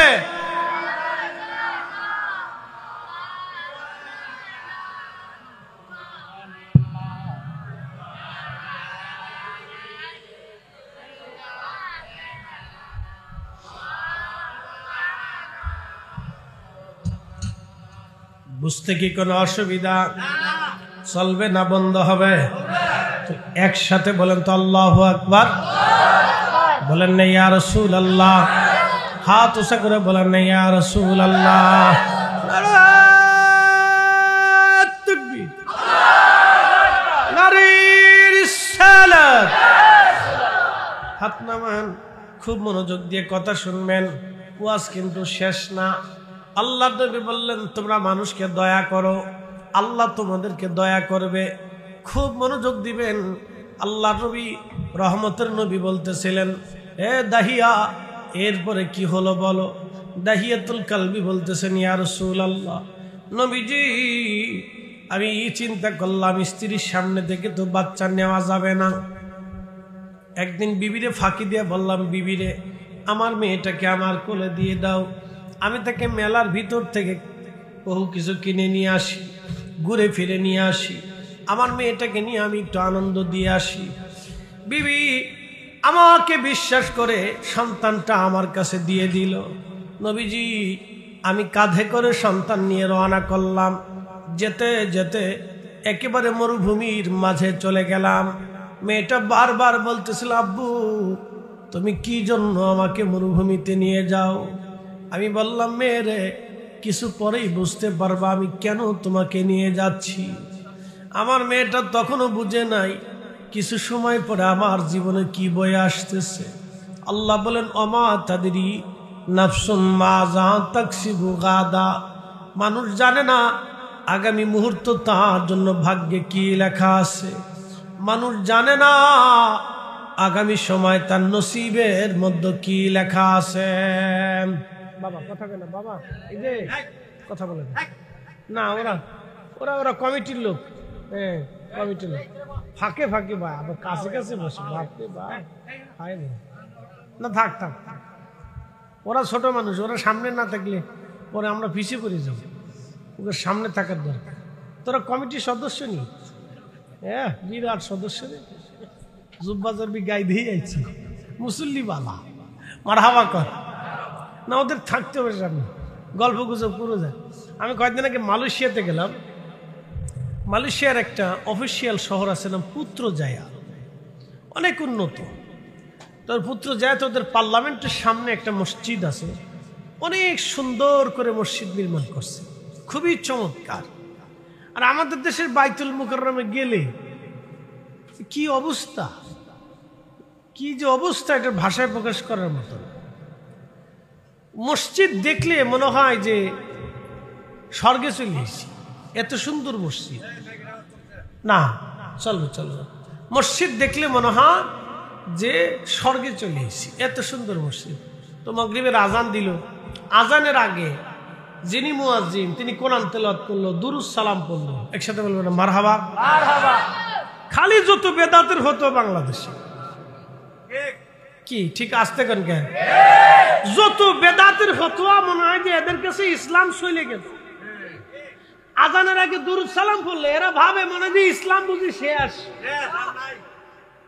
এরকম মনে মানসিকতা আসে না। আমি আধা ঘন্টা পর্যন্ত মাগরিবের আগে আধা ঘন্টা, তাও পুত্রজায়া অফিসিয়াল সেন্টার শহর, এটা পার্লামেন্টের সামনের তাদের এক সেন্ট্রাল মসজিদ, মালয়েশিয়ার কয়েকটা মসজিদের ভিতরে একটা মসজিদ। এই মসজিদে আধা ঘন্টা পর্যন্ত কোরআন তেলাওয়াত হলো, দুরুদ সালাম হলো, তারপরে যে আজান দিল। আমি এখান থেকে গেছি মালাক্কা। মালাক্কা সাগরের প্রণালীর মাঝখানে একটা দ্বীপ আছে, এই দ্বীপে একজন আল্লাহর ওলি ঘুমিয়ে আছেন, তার নাম সুলতানুল আরিফিন হজরতে শেখ ইসমাইল হাসানি ওয়াল হুসেইনি। ওনার পরিচয় দিলে আপনারা এক বাক্যে সবাই চিনবেন, হুজুর গাউসে পাক বরফির মহিউদ্দিন আব্দুল কাদের জিলানী রহমতুল্লাহ আলাইহির কলিজার টুকরা ছেলে সন্তান ইসমাইল বুগদাদি হাসানি হুসেইনির মাজার। একসাথে বলবেন আল্লাহু আকবার। নারে তাকবীর, নারে রিসালাত, ঈদ মিলাদুন নবী, নবী ওলির দুশমনেরা হুশিয়ার সাবধান। সেই সাগরের মাঝে একটা ছোট্ট দ্বীপের ভিতরে থেকে মালয়েশিয়া, ইন্দোনেশিয়া, ব্রুনাই, ফিলিপাইন্সের বিরাট অঞ্চল মিলে কালেমার দাওয়াত দিয়েছিলেন তিনি শত শত বছর আগে।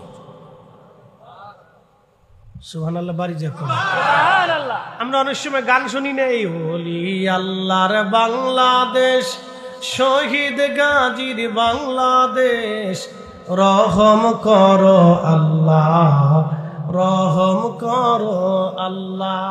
বাংলাদেশ শুধু ওলি আল্লাহ না, সারা দুনিয়া ওলিদের। এই কথা কন না কেন, সারা দুনিয়া, জোরে বলেন সারা দুনিয়া, সারা দুনিয়া।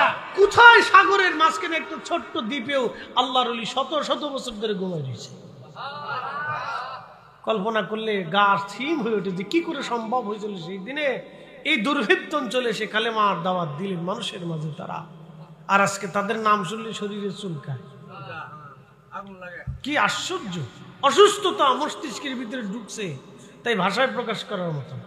এটি এক ধরনের অসুস্থতা। প্রিয় সরাইলবাসী মনোযোগ দিবেন, সেই হুজুর গাউসে পাকের আওলাদের দরগাহে সেই মসজিদ এখনো আছে, যেই মসজিদ তিনি নিজে হাতে নির্মাণ করেছিলেন। সেই ছোট্ট মেহরাব এখনো আছে, নিজে হাতে শত শত বছর আগে যেইভাবে মসজিদ বানানো হয়েছিল। মালয়েশিয়ান সরকার ওই স্ট্রাকচারটা নষ্ট করে দেয় নাই, তারা ওটাকে রেখে দিয়েছে, যত্ন করে রাখছে। খুব মনোযোগ দেন। ওই মসজিদে নামাজ পড়তে গেলাম, জোহরের নামাজ। জোহরের নামাজের আগে মুয়াজ্জিন সাহেব হুজুরকে দেখলাম দীর্ঘ সময় দুরূদ শরীফ পড়লেন, দীর্ঘ সময় কোরআন তেলাওয়াত করলেন। এরপরে আজান দিলেন, জোরে বলা যাবে কি মারহাবা। শুধু বেদাতের ফতোয়া বাংলাদেশে নাজানের আগে দুরুদ সালাম পড়লে মনে হয় ইসলাম চলে গেছে, কিন্তু দুঃখের বিষয় আজ পর্যন্ত এই হুজুররা একটা এনজিও বন্ধ করতে পারে নাই, সুদের কারখানা বন্ধ করতে পারে নাই। কত মুসলমান সুদ খাইয়া খাইয়া হারাম খেয়ে জাহান্নামে চলে যাইতেছে, এটার খবর নাই। আজ পর্যন্ত একটা পতিতালয় আমরা বন্ধ করতে পারি নাই, পতিতালয় থেকে 10টা পতিতা নারী ধরে এনে পুনর্বাসন করতে পারি নাই, তাদের বিবাহ দিতে পারি নাই, তাদের সংসার করাই দিতে পারি নাই। আমরা তাহা পারলাম না, নবীর দুরূদ সালাম বন্ধ করার জন্য আমরা কাসা দিয়া জিহাদ করার নাম দিয়া তকবীর দিয়া মাঠে দাঁড়ায় গেছি, মনে করলাম বিরাট ইসলামের খেদমত করেছি। দূরে দাঁড়ায় দাঁড়ায় শয়তানে হাসে আর কয় বাপরে বাপ, ওরা আমার চাইতেও বড় সিটা।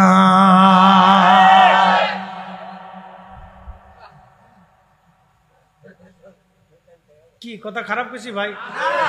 অযৌক্তিক বলে বলেন যে অযৌক্তিক। আজ পর্যন্ত একটা সুদের কারখানা বন্ধ করতে পারছে? হ্যাঁ, তো তা পারেন নাই তো রাসূলের দুরূদ সালাম বন্ধ করার জন্য আপনি আদা জল খেয়ে লাগছেন কেন?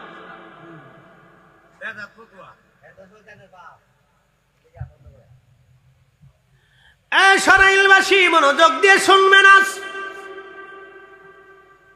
কি বললে যে আপনাকে বোঝাবো আমি জানি না। পুত্র যার মসজিদে গেলাম, নামাজে গেলাম, নামাজে যাওয়ার পরে দেখি ছোট ছোট বাচ্চারা দৌড়াইতেছে, মসজিদের ভিতর বিরাট দৌড়াইতেছে।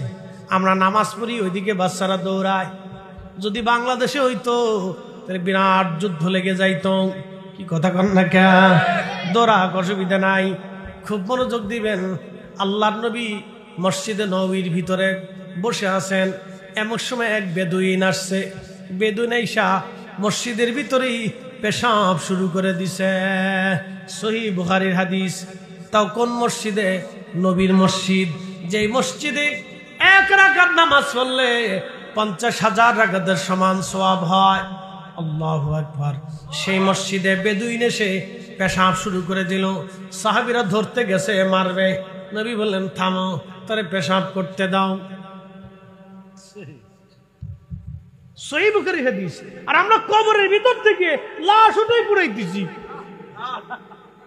ওই বেটা যত বড়ই অপরাধী হোক আমরা এই কাজ করতে পারি না। কথা কন না কা? ইসলাম এটা শিখাই নাই। সারা পৃথিবীতে সে যাই হোক, আমি মনে করি সে একজন বেঈমান হয়ে মারা গেছে, সে মুরতাদ হয়ে মারা গেছে। আমি মনে করলাম ধরেন সে মুরতাদ হয়ে মারা গেছে, আমি তার কবর তো উঠে পুরাইতে পারি না। কথা ঠিক আছে না ভাই? এই নৃশংসতা আল্লাহ রসুল শিক্ষা দেয় নাই। এই মেসেজ সারা পৃথিবীতে এটা ছড়াই গেছে। আপনি জানেন আমাদের ভাবমূর্তি কি হয়েছে? সারা ইসলামের ভাবমূর্তি নষ্ট হয়েছে, আমাদের দেশের ভাবমূর্তি নষ্ট হয়েছে। বিদেশিরা চিন্তা করবে, হাই রে এদেশের মানুষ কত নৃশংস, কত অত্যাচারী, যে তারা মানুষ পুরাইয়া কবর থেকে উঠে পোড়ায়। এটা আমাদের ভাবমূর্তি নষ্ট, ইসলামের সৌন্দর্য নষ্ট হয়ে যায়। আমরা কেন এর বিরোধিতা করি? প্রিয় ভাই আমার, খুব মনোযোগ দিবেন। আল্লাহর নবী রহমতের নবী বললেন, ইহুদি সাহাবীরা ধরতে গেল, তাকে মারবে। আচ্ছা বলেন, বাংলাদেশে কোনো মসজিদে যদি কেউ পেশাব করে, কোনো হিন্দু এসে যদি পেশাব করে, তাহলে কি হবে? যুদ্ধ লেগে যাবে না? হ্যাঁ, আচ্ছা বলেন তো, এক বেদুইন এসে পেশাব করলো, নবীজি থামাই দিলেন, তাকে মেরো না। সাহাবীরা মারলেন না। এরপরে রসুল বললেন, সাহাবীরা রে তোমরা পানি আনো, পানি এনে মসজিদের মধ্যে ঢেলে দাও, পেশাবগুলি বের করে দাও, পরিষ্কার করে পাক বানাও। একসাথে বলবেন না মারহাবা? আরো জোরে। জোর হয় না কেন? জোরসে বলো। আর আমাদের দেশে হইলে বিশ্বযুদ্ধ লাগতো। এটাই ইসলামের সৌন্দর্য, এটাই রহমাতুল লিল আলামিন। একসাথে বলেন আল্লাহু আকবার। রাহমাতুল লিল, জোরে বলেন রাহমাতুল লিল। তিনি নবী।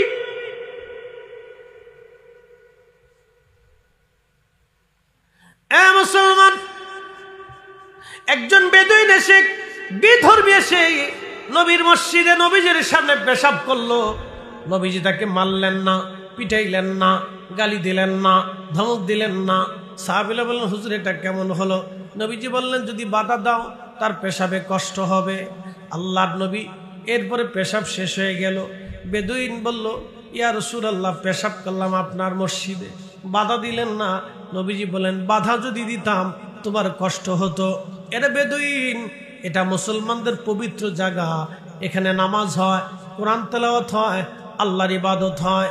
এই সমস্ত পবিত্র জায়গা তুমি আর কখনো পেশাব করো না। ওই বেদুইন বিধর্মী বুঝতে পারল, হায় হায়, আমি অনেক বড় অপরাধ করছি। নবীজির হাতে ক্ষমা চেয়ে বলেন, ইয়া রাসূলুল্লাহ, আপনি আমার মাফ করে দেন, আমার ভুল হয়ে গেছে। জোরে বলবেন কি মারহাবা। এটার নাম কি? ইসলাম। জোরে বলেন, এটার নাম কি? আরো জোরে। জোর হয় না কেন? জোরসে বলো, জোরে বলো, আরো জোরে। আর আমরা কি? বাপরে বাপ। শিখে যাবেন সরাইলবাসী, ইসলাম কত সুন্দর। নবীজি ডাক দিলেন, দাহিয়া রে। এরপরে কি বলো? দাহিয়া ডাক দে বলো, কাঁধে করে বাচ্চাটাকে নিয়ে যাচ্ছি আমি। বাচ্চাটা তখনও বলতেছিল, আব্বু আমার তুমি কই নিয়ে যাও? আমি বললাম, মেয়েরে, কিছু সময় পরে তুমি বুঝবা আমি তোমার কোথায় নিয়ে যাচ্ছি। হুজুর, মরুভূমির গভীরে চলে গেলাম। আমার হাতের মধ্যে একটা কোদাল ছিল, আমি খনন করতেছিলাম, মাটি বালি সরাইতেছিলাম, মাটি টেনে টেনে গর্ত করতেছিলাম। মেয়েটাও নিজের হাতে মাটি উঠাইতেছিল। আমার শরীরে মাটিগুলি এসে লাগতেছিল। মেয়েটা আমার কলিজার টুকরা, মেয়েটা ছোট্ট কুচি হাত দিয়ে দিয়ে দিয়ে দিয়ে আমার বালিগুলি ধুলাগুলি ঝেড়ে ঝেড়ে পরিষ্কার করে দিচ্ছিল। হুজুর, আমি দাহিয়া এত কঠিন হৃদয়ের অধিকারী হয়ে গেছিল। নবীজি ছোট্ট মেয়েটার এই ভালোবাসাও সেই সময় আমার মনে মায়া লাগে না। নবীজি আমার দাড়ি মোবারক, দাড়ির ভিতরে এসে, মাথার চুলের মধ্যে এসে ধুলা বালিগুলি ছিটে ছিটে লাগতেছিল। মেয়েটা দৌড়ে এসে আমার কোলের মধ্যে বসে বসে দাড়ির ভিতরে ধুলা বালিগুলি পরিষ্কার করে দিচ্ছিল, মাথার ধুলা বালিগুলি পরিষ্কার করে দিচ্ছিল। নবীজি আমার তখনও মনে মায়া লাগে নাই। নবীজি আমি তখনও কঠিন হৃদয়ের অধিকারী ছিলাম। ইয়া রাসূলুল্লাহ, গর্ত খনন করতেছিলাম। মেয়েটা তখনও বলতেছিল, আব্বু তুমি কেন গর্ত খনন করো বাবা? আমি বললাম, মেয়েরে, কিছু সময় পরে বুঝতে পারবা আমি কেন গর্ত খনন করতেছি। আমার মেয়েটা তখনও জানে না তার ভাগ্যের কি নির্মম পরিহাস সামনে আসতেছে। হুজুর, আমার তখনও মায়া লাগে নাই। নবীজি গর্ত খনন হয়ে গেল, ধাক্কা দিয়ে মেয়েটাকে গর্তের মধ্যে ফেলে দিলাম। মেয়েটা চিৎকার মেরে উঠল, আম্মু, বাবা গো, তুমি আমার গর্ত থেকে উঠাও। বাবা গো, আমারও তুমি জানে মেরে ফেলে দিও না। আব্বা, আমারে তুমি জীবন ভিক্ষা দাও গো বাবা। বাবা গো, মেয়ে হওয়ার কারণে যদি আমাকে মেরে ফেলে দাও, আমি পৃথিবীর অন্য কোথাও চলে যাব। আব্বু, আমার জানে মাইরো না, আমি তোমার পরিচয় কোনোদিন দেব না। হুজুর, নবী গো, তখন আমার মনে মায়া লাগে নাই। ইয়া রাসূলুল্লাহ, আমি এত বড় জালিম ছিলাম, এত কঠিন হৃদয়ের অধিকারী ছিলাম, আমার কলিজার টুকরা সন্তানের প্রতি আমার তখনও মায়া হয় নাই। নবী গো, আমি মাটি দিতে লাগলাম। মেয়েটা বারবার চিৎকার করতেছিল। আমি তার গর্তের ভিতরে মাটি দিয়ে, জীবন্ত কবরের ভিতরে মাটি দিয়ে আমি একেবারে তাকে মাটি দিয়ে ঢেকে ফেলে দিলাম। নবীজি শেষ সময় পর্যন্ত সে বাঁচার জন্য আমার আকুতি মিনতি করতেছিল। নবীজি আমার মায়া লাগে নাই, আমি তখনও বড় কঠিন জালিম ছিলাম। ইয়া রাসূলুল্লাহ, আমি কালেমা পড়ছি, আমার সেই কঠিন গুনাহকে আল্লাহ মাফ করছেনি, আমার সেই কঠিন অপরাধকে আল্লাহ মাফ করছেনি। ইয়া রাসূলুল্লাহ, আমার এই অপরাধ, আমার জীবনের গুনাহ মাফ হইছেনি। নবী গো, আমার গুনাহ মাফ হইছেনি। ইয়া রাসূলুল্লাহ, আমার মতো জালিম আপনার সাহাবী বাগানের ভিতরে আর কেউ নাই। নবী গো, এত বড় অপরাধ আমার ক্ষমা হইছেনি। আল্লাহর হাবিবের চক্ষু মোবারক দিয়ে পানি পড়ে পড়ে দাড়ি মোবারক ভিজে ভিজে জমিনে পড়তেছিল। নবীজি ডেকে বলেন, দাহিয়া, তোমার কি একটু মায়া লাগে নাই? দাহিয়া ডাক দিয়ে বল, হুজুর, আমার একটু মায়া লাগে নাই। নবীজি কাঁদে আর বলে, দাহিয়া রে, তোমার কি মায়া হয় নাই? দাহিয়া বলি, ইয়া রাসূলুল্লাহ, আমার একটু মায়া লাগে নাই। হুজুর, আমার মতো জালিম আল্লাহ মাফ করছেনি। আল্লাহ নবী ডাক দিয়ে বলেন, দাহিয়া রে, তুমি চিন্তা করিও না, যখনই